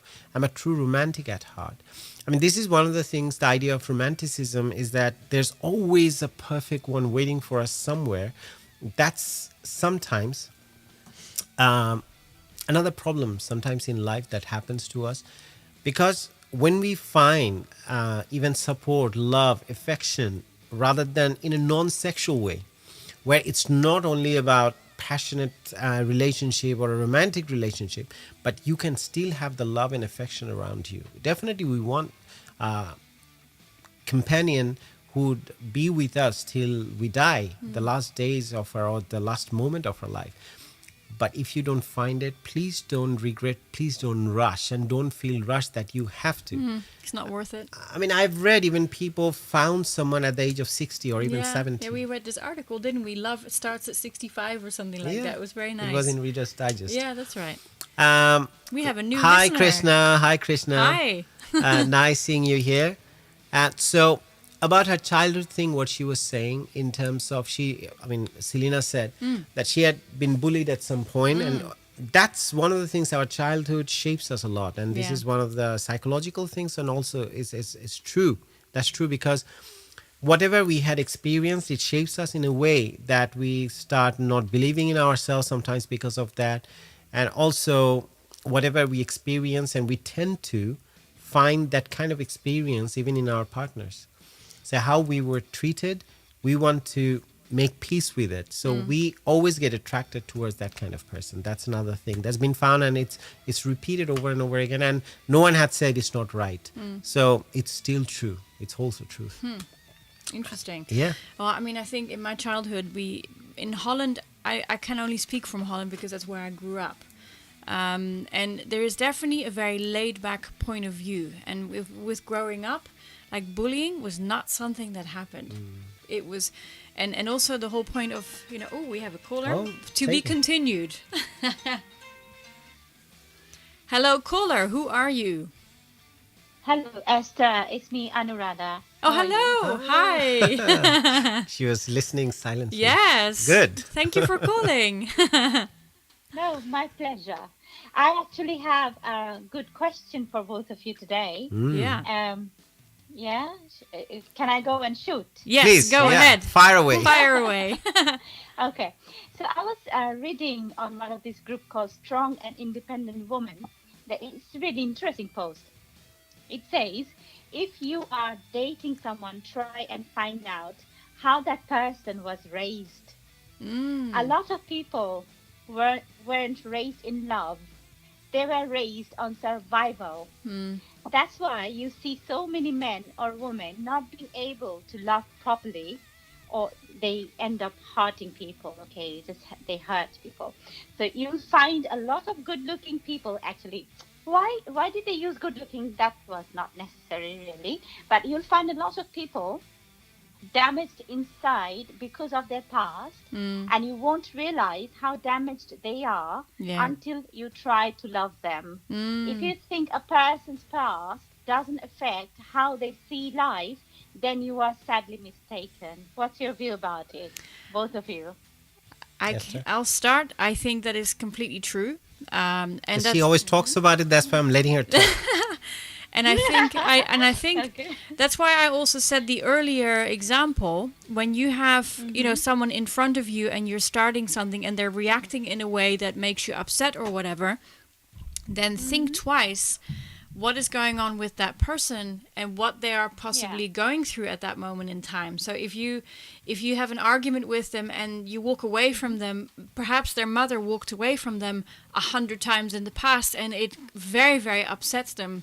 Whereas a normal person who hasn't done that wouldn't. And I personally am extremely lucky. I came from a loving and very tight-knit family with parents who've been happily married for over 45 years. And they're still happily together. And you're the same. We both come from families where, we to be honest, to be loved by your parents, I'm not sure if it's necessary to have a tight-knit family. I mean, if your parents are loving towards you, whether or not they're together, that should work, isn't it? Absolutely. I mean, if a parent is a bullying parent, like too strict, a bullying person, then the inner child issue comes out. Am I right? Yeah, absolutely. But it's, strangely enough, again, Anuradha, since we both come from Bangladesh, you grew up there as well, I grew up there. And even the tradition was, you remember probably school days and even in family, one of the things was the spare the rod, spoil the child. And so it was a common thing that people would be beaten up, smacked at school, even at home, right? I do differ. I do differ. My experience is different. But yeah, I'll let you finish. Yeah, but it's a very common thing. I mean, many people can Yeah. say similar things. Like I had all my teachers, my house tutor. This was a common thing. A teacher would smack you, use different techniques to punish you. It was a very common thing. Or growing up, even I studied at collegiate school. Every single classmate can share the experiences where they are. Everyone established in their own way. But the things that we grew up like that. But thankfully enough, what you had said, I totally agree with that. And I really never subscribe to that idea that you have to use, but there are values and how you are inculcating the idea of humanity or the right lesson and how you're teaching them. There are ways to it, because it seems like there's only one prescription, that you always have to punish them to straighten them up. There are ways of doing it, but always not necessarily it's that. And how what you said about parents and how they are treated, definitely it would have a lasting effect. As I was saying, people tend to go for partners who are like their parents, because there's an urge, subconscious urge, that you want to make peace with that problem you could never resolve. You want to resolve it, and you keep going to that same kind of relationship. Yeah, please go ahead. Yeah. Well, for me, my experience is different because my schooling was a Christian missionary school called Holy Cross, and child abuse was strictly forbidden. So because of this reason, I was raised by brothers and sisters and all those lovely people, Christian missionaries, and we had other teachers as well. But in my school, it was strictly forbidden to actually do any kind You're of lucky. child abuse. Yes, we had detention. Our detention was like army kind of detention. Oh, keep standing for 10 minutes, or keep standing for five classes. So it was hard, but no child abuse in our school. So our parents were they were warned by the sisters and brothers that if you raise your hand on your kids, then your kid will tell me, and then I will tell you off. So yeah, my parents, they never actually laid their hand on me, which I'm really, really grateful about. And I think I'm raised differently than my other siblings. Interesting. I can relate to what Ershad is saying. My other siblings, they've been through. I mean, they went through the similar situation, but luckily not me. But this is very interesting. Like, if you're dating someone, you should know about this person's past, why this person is hurting you. Sometimes we are head over the hill in love with someone. That person is actually hurting us. I mean, I have seen so many of my friends, they're loving someone or their partner, but their partner are actually hurting them. Yeah. I don't understand that. Yeah. I sometimes don't understand It's that a, kind of it's love a, relationship, Yeah. it's a Yeah. vicious but cycle. now I'm trying to learn. Pardon? It's a cycle that they keeps falling over and over again, and they feel like this is whatever happens because they grew up. But as I was saying, I will add to that. I'll let you finish first, then I'll add to it. Please go ahead, Anuradha. I finished. I finished. Okay. Please carry So on. my example, when I was talking about, say, teachers, in a way, they're punishing, they're raising their hands, and mostly it's rulers when they used to beat on the knuckle of one of my teachers at school. My God. So we know there are a lot of, even there was a movement once for the removal of one of the teachers. I mean, God bless his Yeah. soul, because he's not with us anymore. He passed away last year. So I remember he beat someone so badly, and we all have seen, I had once or twice, but not that bad. But some of my friends I've seen, really, it's brutal. Anyways, but I think when you have that one from someone outside, say a teacher at school or at home, but then you have supporting parents, I think that's what kept the sanity for us. Okay. I mean, that's... yeah, definitely. Yeah, so if you don't have the support, like you are getting beaten up at school, then your house tutor is doing something, then you're going to your parents, there's no love from them, they're saying, yeah, please give them 2 more, if he's not doing his homework. So then it's a problem. Okay. because I remember. Give them more. Yeah, because I remember I once. think something Yeah, please. similar happens in China as well. Yeah. Uh-huh. I had Chinese colleagues. They used to tell me their stories. Oh my So gosh. I think, yeah, I think a similar thing happened in China as well. Within our culture, Ershad bhai. Yeah. It's in our culture. But it doesn't work anymore. Things are changing, thankfully. No, Because no. there are other ways of raising kids. Because the relationship, if you remember, I mean, I've seen many families where a father was totally, I mean, even if he's loving towards the kid, but he won't show that. And kids would know that they always have to respect him, and he is someone that you have to be scared of all the time. When he comes Yeah. into the room, straight away everyone goes silent. He's in the house, Yeah. no one talks, things like that. And I think, My- yeah, please add to Yeah, that. my punishment, my dad and my mom used to punish me and my brother in a different way. Like, no MacGyver. This Oh, that's Oh a my God, bad that's so punishment. hard. That's awful. 500 times. Write it down 500 times that I'm going to listen to my mom from now on. 500 times. Or there will be no MacGyver. So that was my defense. Oh, That's my God. I kind of like it because For me, it was the A team. It was not MacGyver. It was the A team. I mean we had MacGyver, we had A-Team, yeah. A-Team, we have what was that wolf thing? What? Skywolf or something. Oh, Airwolf. Airwolf. Yeah. There are a lot. Yeah, that's true. I mean, but I like how they did that because they're literally hammering in the message inside you in a nice way, and also Yeah. because it's compared against something that you are so much in love with, so you are bound to do that, but unknowingly in your subconscious is getting totally hammered in. It's really nice. I only Yeah. ever got one punishment as a child. That was I didn't get dessert. Aw. and I'm a And real. I'm a to be honest, sweet- for I'm a Esther, sweet it's tooth. That a would be huge disaster. punishment. Oh, really? Okay. She has sweet tooth, so she loves that. It's really hard. But so it never happened. It was just the threat of not having it that was enough normally. how old were you? I was 6, probably 6 Oh. or 7. Thank you. I mean, it's a very good point, and the forum that you read it from, I really do appreciate it, and it's true. And what you had said is very valuable in terms of, sometimes people do make an effort to repair that kind of damaged people, but how far can you go? Because if Yeah. they are beyond any kind of reform and they're not changing themselves, and over again things keeps on resurfacing, I think that's a waste of time because you have a limited number of years in your life as well. Life is short as it is. So you cannot just do it. There's a point when you say that, okay, it's enough. Now I have to look after myself. Oh, okay.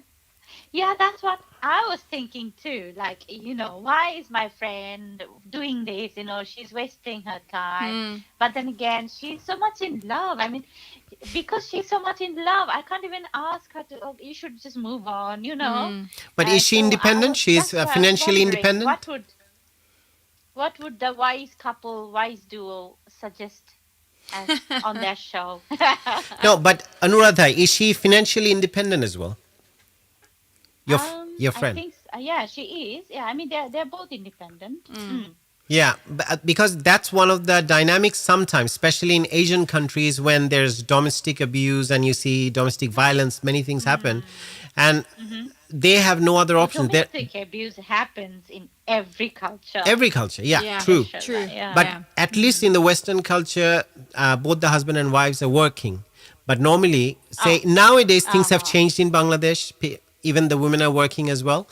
But there was a time, if you look back in the 90s, even in the noughties, like 2000 up to 2010, 5, 6, and still there are many households, when you're not independent, then you literally hand over your independence and your freedom in someone else's hand. And they treat you whatever way they want. I mean, if you have watched that movie, Secret Superstar, I think, remember? Oh, yeah. Amazing. Yeah. Beautiful. Yeah. How that woman was treated. So my that's an God. example. Yeah.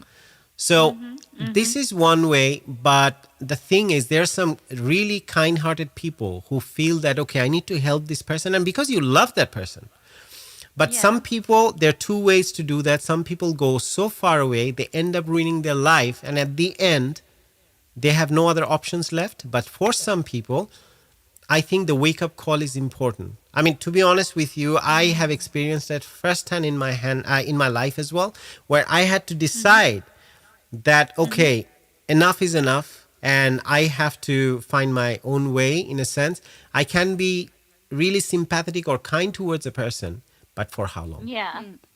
So For how long? yeah, Yeah. for how long? Because if it is kind of changing you, if it making you depressed, so you already have someone who's a little unstable mentally, then you are the person who's a little sane. You are losing the sanity as well. So what's the point of drowning? Oh dear. You know. Yeah. So what they do, I see. a person who's drowning already, sometimes you can lift them up holding their hand, but sometimes there are some who literally drags you down as well in the water, and both of you get gosh. killed. Yeah. So Oh gosh. so Yeah, this is what I can see. I mean, sometimes I feel I would agree with you on that. That's how I felt for my friend, and she lives in Bangladesh. And I feel very sorry for her, but I think, only she can help herself, and Indeed, only, if the person is trying to heal, her partner is. If somebody needs to heal, he needs to heal himself. No one can heal other person. and another Am thing, I right? Yeah, I agree. I fully agree with that. from a psychological point of view, we humans, we have this thing, it's a need for certainty. So Yeah. is the certainty of the devil, you know, or than the angel that could be outside? You're like, okay, at least I know this person, I'm familiar with it. Yeah. Because you're talking about Bangladesh, I know a similar story where a woman, she literally is independent, she is doing a very good corporate job. The husband she's with, he's an adulterer. He has multiple relationships and everything. She knows. She cries. She comes to office. She shares with her colleagues and friends, and she cries all the time. Everyone suggests you should leave him. She can't. Last 8 to 9 or 10 years, probably she's still with that person and still cries. She's not happy, and she knows. But you ask, this person is independent. She's good looking, but why she's still Yeah. stuck? The thing is, it's the uncertainty, and we have the need for certainty in our lives as humans. It's an instinct, because we wanted that when we are hunter-gatherers at the time. We didn't know what's behind the bush. It could be a tiger, and you get eaten up by the tiger. So that thing, we are in modern life living with an old machine, which our head, and we have all the memories, and genetically we still are holding the same memory. So we always look for certainty. Otherwise, we get insecure. Why do you think people end up doing jobs which they don't like? It's just for the money, Yeah. okay, paying bills, okay, I'm secure. But they don't enjoy the job. How many people can say they really love their jobs? Yeah. Same Yeah. thing. Yeah. It's like, okay, I'm married. At least I'm married. At least I have a Yeah. partner. Oh my God. It's better than not having one, At least I'm married. right? Point. No, Oh God. To be honest, I find that being financially independent for a man, even for a man, it doesn't mean that they are spiritually and emotionally independent. true. It doesn't mean that they are empowered within themselves. It doesn't mean they can think outside the box. That yes, I'm financially independent, but how happy I am with my partner or how unhappy I am with my partner, they don't think outside the box. I don't think being financially independent or dependent has got anything to do with it. No, to even be how honest. many, with people with highest degrees, yeah, PhD, you'll see probably at the age of 60, they're still a child. How many people Oh, you'll yeah. find? A degree or your study doesn't change you unless you change from within yourself. But there would be someone who never had been to any school. But you'll find he is treating his family right, his partner right, he's looking after the children, and he's being loyal to his Absolutely. family. So it's a totally different Absolutely. dynamic. So it doesn't mean anything, to be honest. As I was saying, that Absolutely. if you have wrong values, if your values are not right, no matter all those things, all the boxes you take, you are good looking with beard. Remember the fashion show which you were drooling over as well? So,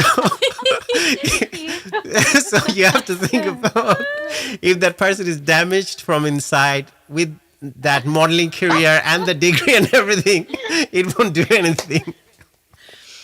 No, it's a joke. Gosh. So yeah. But obviously it doesn't mean that, you know, a person in need in short term can have reactions that you don't like or that they're not good. But if you're looking at a long term, because I'm thinking about your friend, like she's in this relationship with this person that is really not good for her.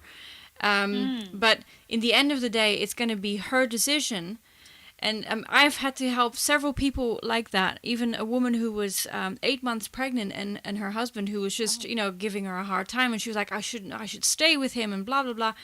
And in the end, I just said to her, look, is it just more survival or is it just more harming to stay with him?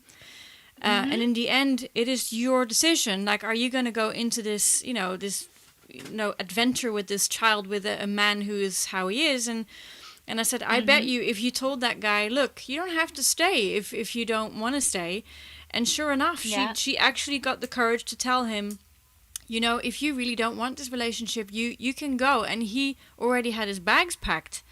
And he left an hour later, leaving her with an 8.5-month pregnancy. Oh, gosh. Which in the end of the day, it was a good thing because, you know, she had so much peace of mind. The child labor was 2 hours. The child is beautiful. Yeah. I know her very well. And there was no problem. You know what I mean? Yeah. So, but it's very much like you said, you know, you have to be caring for what another person has gone through. It's like this poem I was reading out earlier. You know, life is froth and bubble, but two things stand in stone. Kindness in another's trouble and courage in your own. You can't just dismiss someone because they're, you know, being troublesome. But if they're troublesome to the degree that it's tearing you down and you're actually suffocating because of it and you are really not surviving, then I would say, why are you having the relationship? I'm sure the other guy is also not feeling very good about it, you know?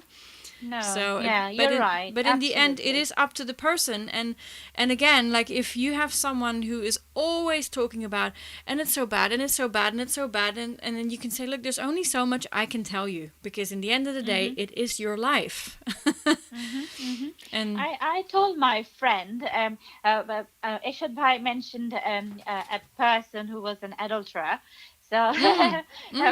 So I tell them this kind of people, I mean, a lady, for example, a lady is moaning about her husband being an adulterer, you know, going to different women. Yeah. So I tell them, you know, if your husband is a polygamist, so if you cannot accept a polygamist in your life, you should separate yourself from him. Yeah. But if you can't separate, then you have to accept that he is a polygamist and you have to live happily with him. Yeah. How about that? Yeah. You know, I think that's very good advice. Accept him. Yeah. You can't change a polygamist into a monogamist. Yeah. You are a monogamist.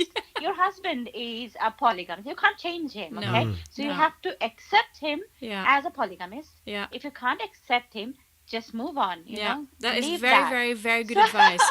Because it's like saying, I don't want to, I can't leave him, but then every conversation she's talking about how horrible he is. Well, then, okay, you always have a choice. Yeah, you have a choice. You really and do. Don't you think that even some women in our culture, especially from our culture, they think that they can change their partner? That's the wrong idea. No one can. No one can change anyone. Yeah. No one. I mean, it's vice versa. Yeah. For both, it works because people think, okay, no problem. I like this girl or I like this man. Let me get married. And after you get married, okay, you have to start covering your head, probably change your clothing or how you dress. You have to lose weight. Or you have to lose weight. And the same goes for the man. Okay, you have too many friends. You can't do this. You can't go out because you have seen everything. Yeah. So you make the choice beforehand, not after that, because as we always discuss about these things, the moment you have to start changing yourself for someone, it means that that's not the right person for you because you have to make an effort. When you have to make an effort in a relationship, like constantly to keep it together, it means that it's not the right one. Yeah. Unless, of course, you have some really bad habits. Like, let's say someone is, you know, he's an alcoholic and he decides to make the changes because he wants to make for the good, then that's obviously the right change to make. No, but this effort you're doing for yourself. Yeah. But say someone is telling you, Anuradha, you have to start wearing this kind of clothes. You cannot do that kind of makeup. And then you start doing it because you're making an effort to change yourself. Yeah. What you are used to, you're not doing anymore because that person would end up getting, you know. I was just spelling it out. Yeah. So absolutely. then it means that it's not the right dimension. I mean, the dynamic is totally wrong. Yeah. But unfortunately, absolutely. it's unfortunately up to the person themselves to see that and decide that, because as I have had, I'm sure you have too, the frustration of being an exterior point of view. You can look at something and you're thinking, why are they staying together? This is mad. But when you're in it, it's very hard sometimes to make that decision. No, the relationship should enhance you. Yeah. When you're together, it means two people. It should be better than one. Yeah. When you find that being two, it means that it's worse than one, then it's better to be single. Then true. you're better off. It's true. Yeah. Isn't it? Yeah. So I don't know Exactly. in what way people end up staying like this, because for the sake of having someone, there are good times. Probably in a month you have a few good times when you sit together or that person smiled at you. Just for that, you would ruin the whole month. Then probably the next 7 to 8 years of your life until you have a wake-up call. If you don't have, then until the rest of your life, you know, until you die. Yeah. Fascinating. So That is true. very good point, Anuradha. Thank you. Nice talking to you, and thanks for the call. Pleasure. And lovely talking to you both. Yeah. Thank and you. watching your show. Oh, Great. please. Thank you very Keep doing much. it. Super. Thank you Bye-bye. again. And Bye. bye-bye.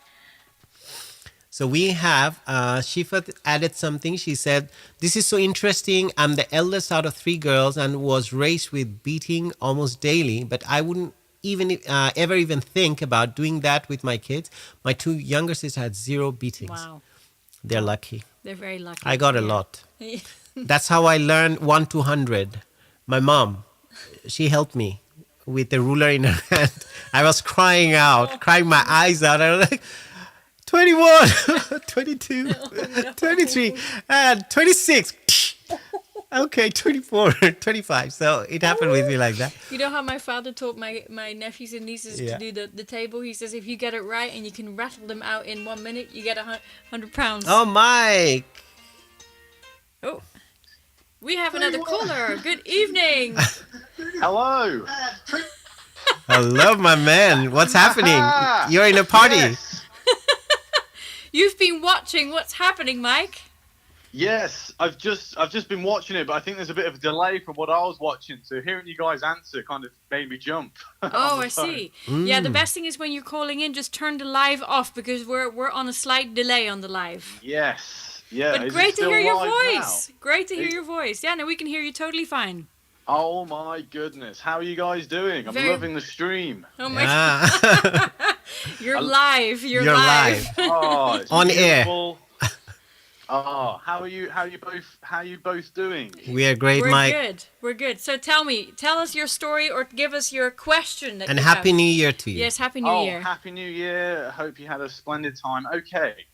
Let me think of my question. So, what I'm trying to perfect, I guess, like personal development, right? That's kind of a concept we're thinking of.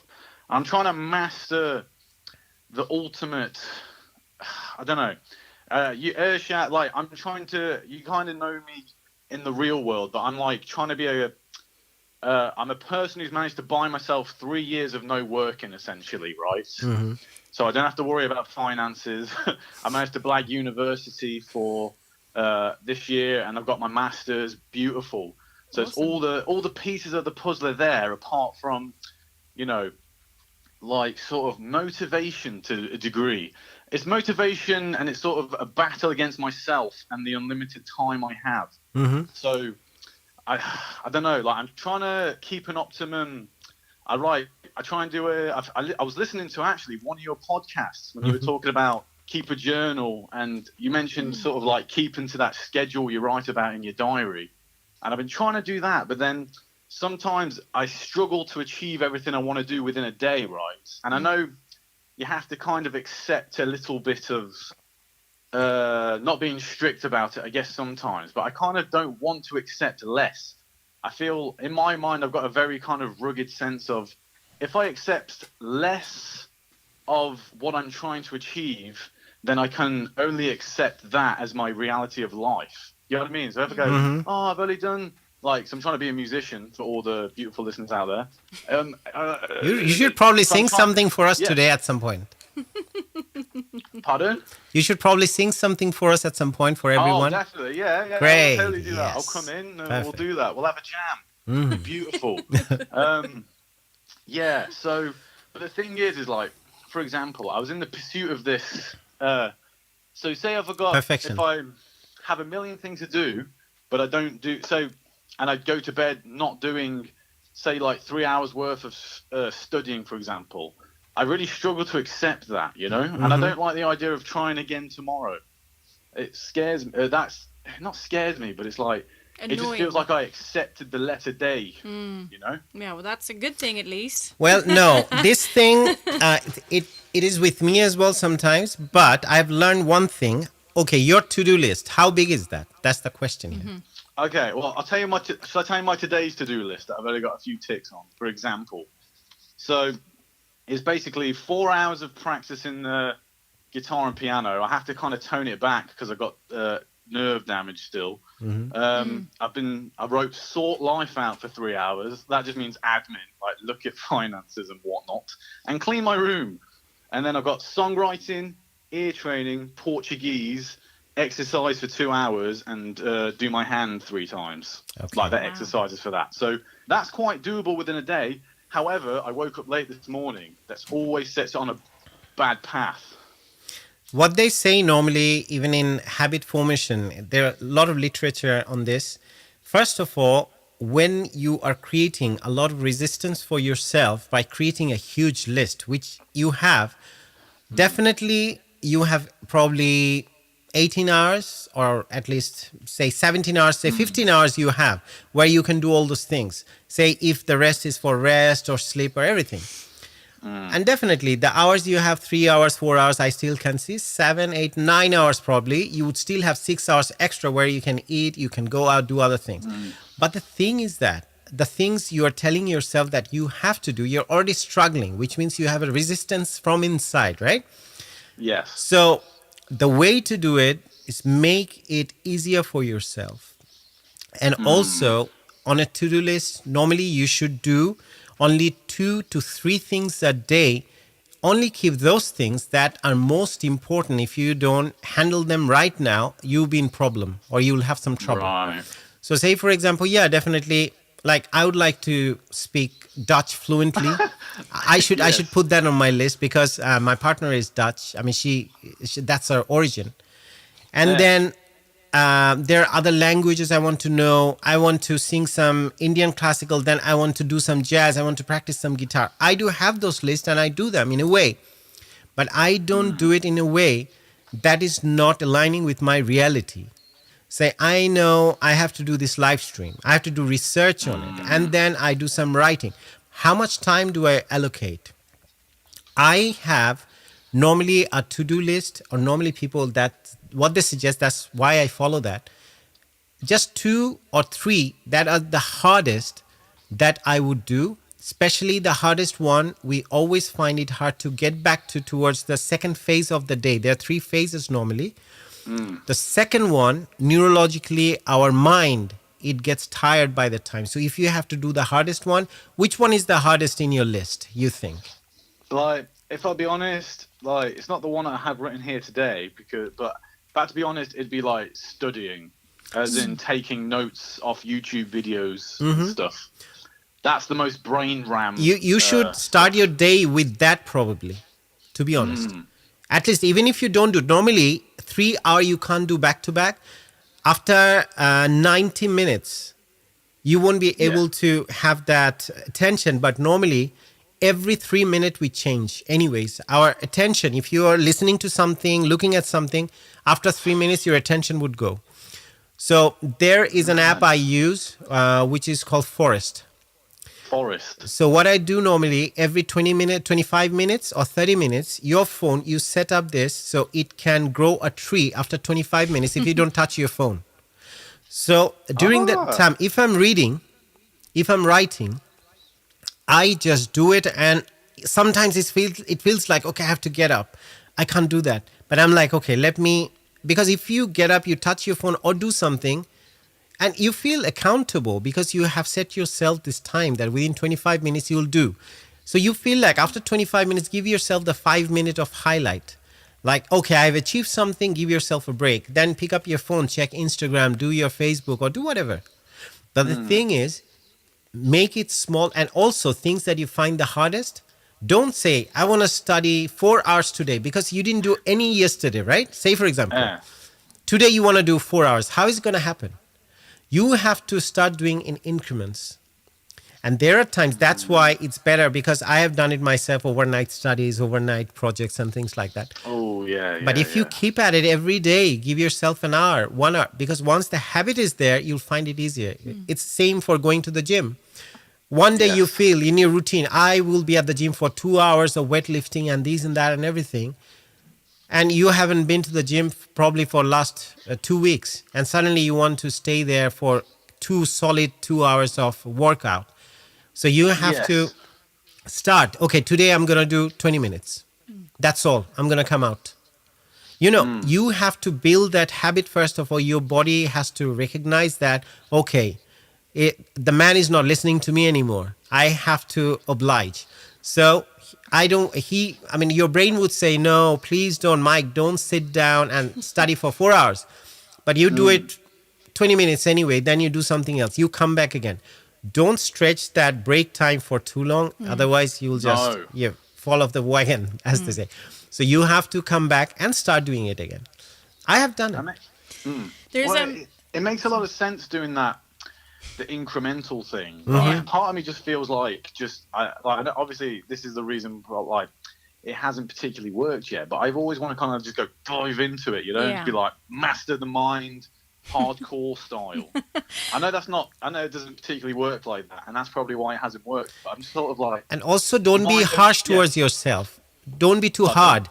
Like, don't be too hard. Don't beat yourself up for not doing it.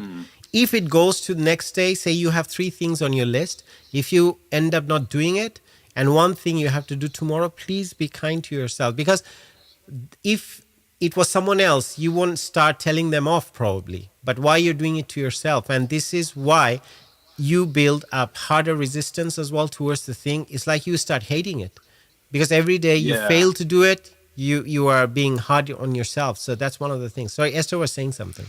Yeah, and I was going to add to that, because you're talking about, well, how then do you do that? And so one thing that we started doing is we make a list of all the things that we need to do in a week. And then, for example, you say 3 hours of admin and doing sort of getting your life together, right? Yes. You could also just write, deal with all emails. And then the next day, so you basically, it's a done. Because if you name what it is that you're trying to do more specifically, then you can actually finish it. If it's something that is completable. For example, I do a lot of online courses at the moment on graphic design and Photoshop. So rather than saying do 2 hours of lessons, I'll say do tutorial 1, 2, and 3. And that might be 45 minutes. And then it's done for the day, and then I leave it. Because you can get overwhelmed by the vast stuff that needs to be done. So I think that's, and then the other thing, I used to make a list of everything that needs to be done because I didn't want to forget anything. So what I have is just, I have my large overall list, and from that I break it down over a week. Break it in smaller chunks, like even when she's saying email, just say emails from the university. Yeah. Or emails from the work. You don't have to tackle all the emails. Yeah. Even break it down further. Because what happens, we say that motivation comes from, out of thin air. It doesn't happen like that. Motivation only comes, it's on a research as it's been found. Once you have done something, that's when you get motivated. Yeah. You finish one project at probably one of your assignments, then suddenly you feel like, oh my God, I can do another one. I can do the next one because you have achieved it. It doesn't happen. I every time you do something, and always leave something in the day that is a highlight of the day. Just every day, the night before, you plan, tomorrow I'm going to do that. If I can do that, that will be an achievement. Trust me, this is how you motivate yourself. If you say, okay, if I can sit down at my desk for 20 minutes or half an hour at a stretch and finish this chapter of these 2 pages or these 3 pages, what I want to read from the research paper, then I'll give myself a pat on the back, So that will be your highlight. And once you build that system inside, it doesn't happen overnight. It's called that. There's a thing called monkey mind. Probably you've heard about that. And our mind, that monkey always keeps on saying, Mike, don't do it. Ershad, don't do it. Esther, don't do it. Yeah. I mean, it's always like this. Yeah. But you need to overcome by building this, how to fight this resistance. You have to be on top of the resistance, but you can't be like so hard on it. You can win it a day or two, or the third day, fourth day, you will fall off the wagon again. It makes a lot of sense. Good. It makes a lot of sense. Here's another question. Do you think there can be a danger of sometimes being too nice to yourself? Well, that depends. The other way around. Well, there can be a danger of being distracted, because obviously if you think, well, I really deserve to what we do is like we just have a day where we watch movies, we go out for walks, we go out for a trip, we just spend a day doing all the things we love doing. And in this way we basically, then it's like you recharge your batteries and then you're ready to go again. It's not like it's like this every single day. But like we know that Sunday or Monday when we have the show, it's a work day. We have 2 to 3 hours of show and there's preparation and research that we're doing, and then so we know on another day we'll do our movies, fish and chips or pizzas or whatnot. Because even for that, say food wise, say I'm going to the gym, I shouldn't be having certain food. Probably I avoid that. But there are days when I reward myself. Like, okay, today I worked hard. So I can give myself, I can have a little bit of cheese, I can have a pizza, I can have a burger at Five Guys or whatever. And we don't call it cheat day, by the way. We call it reward day. Oh, that's a nice positive it is. spin. That's quite lovely, actually. Well, here's another thing I'll bring up. This is the last sort of scenario I'll bring to the table. And that goes on to that whole, the food is an example. For some reason, I'm kind of like, I describe myself like a light switch. I can either do full on or full off. Do you know what I mean? Like, if I'm being healthy, I could be healthy for like 6 months, only eating the good thing. But if I have one chocolate bar, I spiral into like a year. I'm the same. I'm the same. But if you don't have a balance, Mike, the thing is, if you're being too hard on yourself, the other day I was talking to someone who's okay, I'm just having salad and that, everything is good. But that person is used to, she has a sweet tooth. And she's saying, I'm totally on salad now. I don't want to have cheese and this. In which case, your body is used to certain thing. And if you straight away, overnight, you're saying, okay, now everything stops. Yeah. It will, it will rebel against this one. And it won't really agree with you. Yeah. So that's one of the ways, because you have to do everything you do. Start a process and build that habit first, then you'll find everything becomes easier from and that also point. Just find alternatives that are that are nice, that you can enjoy, but that are not killing you, because obviously your body likes certain things. And like say I like rice, right? But I make sure I don't have white rice. I always have to have the brown rice. So you have to find the alternative. I mean, if you can't live without it, or at least you need it every now and then definitely you have to make sure what are you going to have. So okay, that makes sense. So find like what is the optimum reward day treat that doesn't let you go too far. You're starting with the treat day straight away. Oh yeah, day one. Yeah, well, No, but for example, we have I used to drink a lot more coffee, but now I drink peppermint tea and I like it with honey. There's no. I used to have sugar in it, but now I do honey in it, or other things like that. Instead of crackers and whatever, I now have rice cakes, which are like a third of the calories, but I can at least have my cheese and my meats, and so it's just sort of finding. And say you want to have chocolate. Say you feel like, okay, I want a chocolate. Yeah. You don't have to have a whole bar of chocolate. You just have, say for example, sometimes when I like to have, say, Coca-Cola.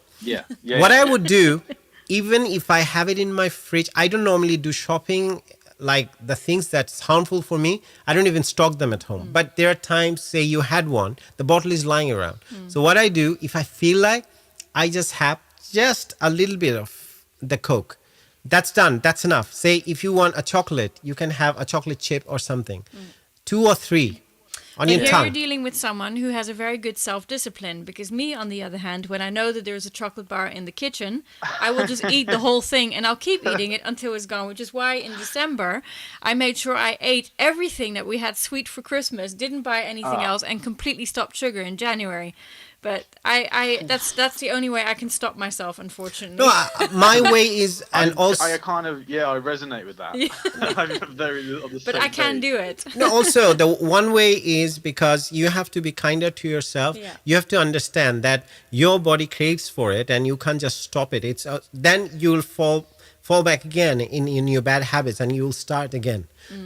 Because if you don't build a habit, and if you don't ingrain this habit inside you, then there are chances that anytime you'll totally, get back to your bad ways of doing things. Definitely, yeah. And- Mike, this is exciting. We're going to follow your Knowing Who You Are adventure from here on out. I'm very excited. Okay, do about one that. thing, Mike. Yeah. Yes. Start with probably to-do list of 2 or 3 things, and or 3 start with things. the hardest, but don't start with, I'll do 6 hours of study today. No, do No. at least 15 minutes of study. Then again, take a break. Again, 15 minutes. 15 minutes, chunk of 15 minutes. Okay. Yeah, and Yeah. that would be the one hardest thing in your day, and that would be the highlight. Find one, and then you have 2 other things that could be, say, a little less in priority. I mean, if you compare it against your study time. Yeah, So of that's course, how yes. you do it, and come back and be accountable to a community or people. You build a positive community where you are talking to these people and telling them, look, I promised I would do that. I've done it. And be specific in what it is that you're going to do. So in the end of the day, you can say, this is done. That Yes. you have your YouTube tutorials that you have to go through. Good. Make a target of 10 YouTube tutorials and finish what you need to do. And if it's not done, then you'll carry on the next One day. of our regular audience members, she's saying, Saira Ekram Samad, it's the spring reaction. When you keep pushing, there will be a time when you feel like you have had enough and give up. Balance, planning, and sticking to plan is what works for me. Yeah, and see, that's a mother of 3. That's very good. Yeah. Yeah. That makes a lot of sense. Yeah. Okay. And I think- don't be yes. harsh, and don't be hard on yourself. Don't beat yourself up saying that, oh my God, Mike, you're so bad. You haven't done that. Start small, then you can achieve, then you get motivated. If you start too big, I mean, it fits within a 16-hour time frame or time window probably. But the thing is that, are you capable of doing it? That's the question here. It's not about Yeah. fitting it inside that day. It's about fitting it in your schedule and also your habit. You're building it. What you are not doing at the moment or finding it hard, you have a resistance from inside. You have to first make sure that you're comfortable with it. Yeah. And you'll know that next week Sunday at 6 o'clock, when we have Knowing Who You Are, you're going to call back and say what you did. Oh, 100%. Yeah. Let's do that. Let's do I that. love that. Baby steps. Yeah, Saira said baby Cyrus steps. says take baby steps. Yeah. No, that's how you do it. It True. is. It's how we do No it. habit can be formed if you start doing it, because unless the you habit. have the habit in your system, you can never carry on, or you can follow through. It won't happen. That makes a lot of sense. Thank you ever so much, guys. Yeah, no Mike, problem. thanks for And calling. thank you for calling. Nice to hear you both. And Yeah, same here. have a lovely evening. I'll speak to you next week. All Thank right. you very much. All right, Mike. Okay, Thank you. Have a great Bye. rest of the evening. Bye-bye. We had quite a lot of message in the meantime. Saira, hello, by the way. And thank you for your That's why I was advice. waving at her Yeah. when you were talking to Saira. Sorry, so to Mike. So Shifat says, guys, I have to go, but thank you for such an amazing session today. Unfortunately, it's the kitty's bedtime. Totally understood. Love Yeah, you and both. she's like, Mwah, mwah, mwah. Oh, Love you too. Okay. Neha Karim, scientifically correct. I think Yeah. it's the incremental habit Yeah, building exactly. thing. Yeah. And Saira's baby steps. Yeah, Great. amazing. Wow. So it's been 2.5 hours. it's been two It and a half. flew by. I loved What a it. great show. Yeah. We took it to the stars and back to reality. I mean, they take us, to be honest. That's Everyone has true. this amazing comment, the Yeah. quotes, and everything. Everyone has this input, and so Yeah. valuable. It makes our life easier Yeah, as well. I mean, that's what the absolutely. community is all about. Yeah. Oh, read my question, please. What is the Can question? you scroll up? I can I scroll can up. read Let's I see. can read it from here. Look. She says, this is when we were on the phone about the relationships. Oh, wait. Okay, I found it. Yeah? I have a question to do with ethics and morals. I used to know someone, also from Bangladesh, who was raised in an orphanage, and there was lots of abuse there. His friend was experiencing the worst things you can imagine by the teacher, and then committed suicide. Oh my God. After finding this friend, all the boys got together and took the law in their own hands, ended the life of the teacher. Oh my God. After finding this out, I was shocked, asking how could they do that. The person replied, none of the other teachers would listen. People would ignore the abuse. The orphanage kids didn't have anyone on their side. What do you think? I feel like being in the desperate situation, we might do a similar thing. That's easy for us to judge from the outside. Totally. The thing is, what Anuradha was saying, when you don't have the caring parents, and you're saying they don't have any parent anyway, they're orphans, they're in an orphanage. It's really a sad situation in a sense that they couldn't go to anyone, and the people they're relying on, they're treating them badly. And what else they could have done? Either they had to kill themselves, which one of their friends did, and then you kill the person, or at least take care of the person who's treating you that way. I mean, if it's beyond your control, I mean, it has to be either of the two. So we definitely cannot judge, and definitely they will end up being in prison as well, probably. But I think from that point of view, what age they are, probably in an orphanage, they're probably 10, 12 years old. They have no one. No, you said the other teachers are not listening. The authority are not listening. And one person couldn't take it anymore. And one way of standing up against this misdemeanor, probably they could have done it other ways, but how can we judge them? What lesson they had in their life and what guidance they had. A person who was abusing, so that's the person is your mentor. So what would you learn? And you don't know the right from the wrong. So if they had done that, I'm sorry for them. That's all I can say, because we can never judge them for sure, because they have no one, no parents, no one to fall back on, no shoulder to cry on. So that's my view. Anyway, people can differ definitely. And Syra said, I miss the interesting bits. Yeah, we had quite a lot of fun. She says also, countries like Bangladesh, unfortunately, where the law is not very strong, we cannot judge this situation. And I was going to say, you can't, not from where we are. It is such a different set of circumstances. And what can you say other than I feel really sorry? No, it doesn't only in Bangladesh. I've seen in Australia, there are things, well. South Africa, in New Zealand. Latin America. Imagine, I mean, when you have, probably in Australia, there was a thing when a guy, his own daughter, he raised probably 10, 11 children with his own daughter. So how awkward and pervert is that? But that happened. Yeah. And what could she do? And she was locked up, I think, in a basement, probably, at least 27 years or something. Wow. So she was alive, just imagine. And she was changed totally. And there was another one when there was one child and this woman, she came out from under a basement. So there are a lot of horror stories out there. And from our point of view, we are so lucky when we grew up, when we still have our parents alive, whom we can go and share our grief sometimes. And they still think about us and try to help us. But there are people who never had that benefit or even that pleasure, that happy moment they couldn't share with anyone. And when they're sad, they couldn't tell anyone. Even to think about that, I mean, it's so horrible. Yeah. I really have no words. Even I can't even imagine.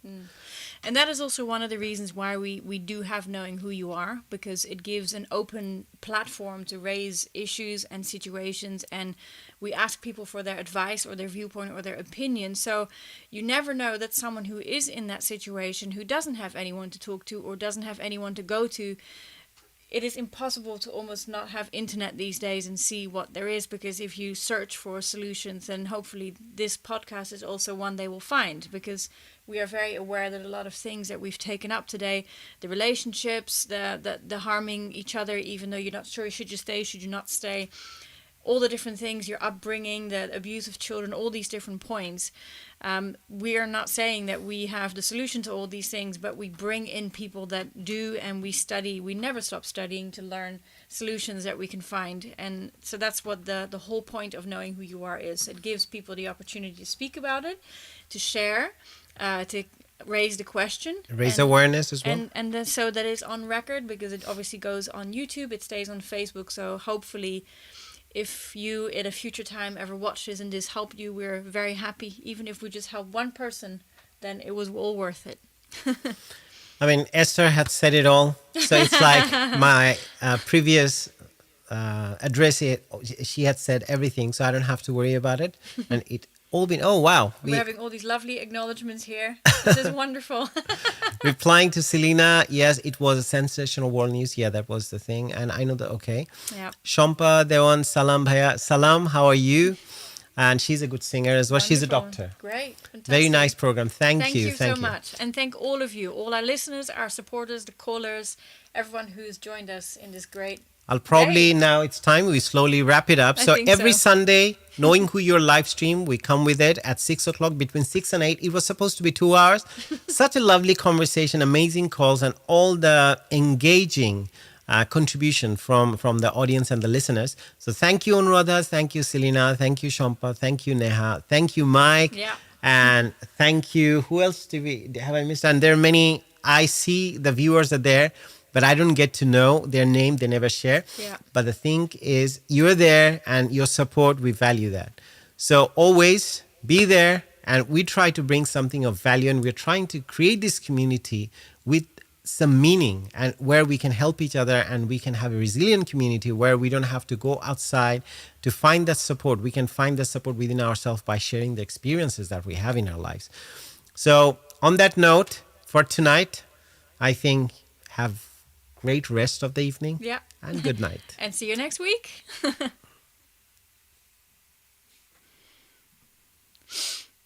Da-da, da-da-da.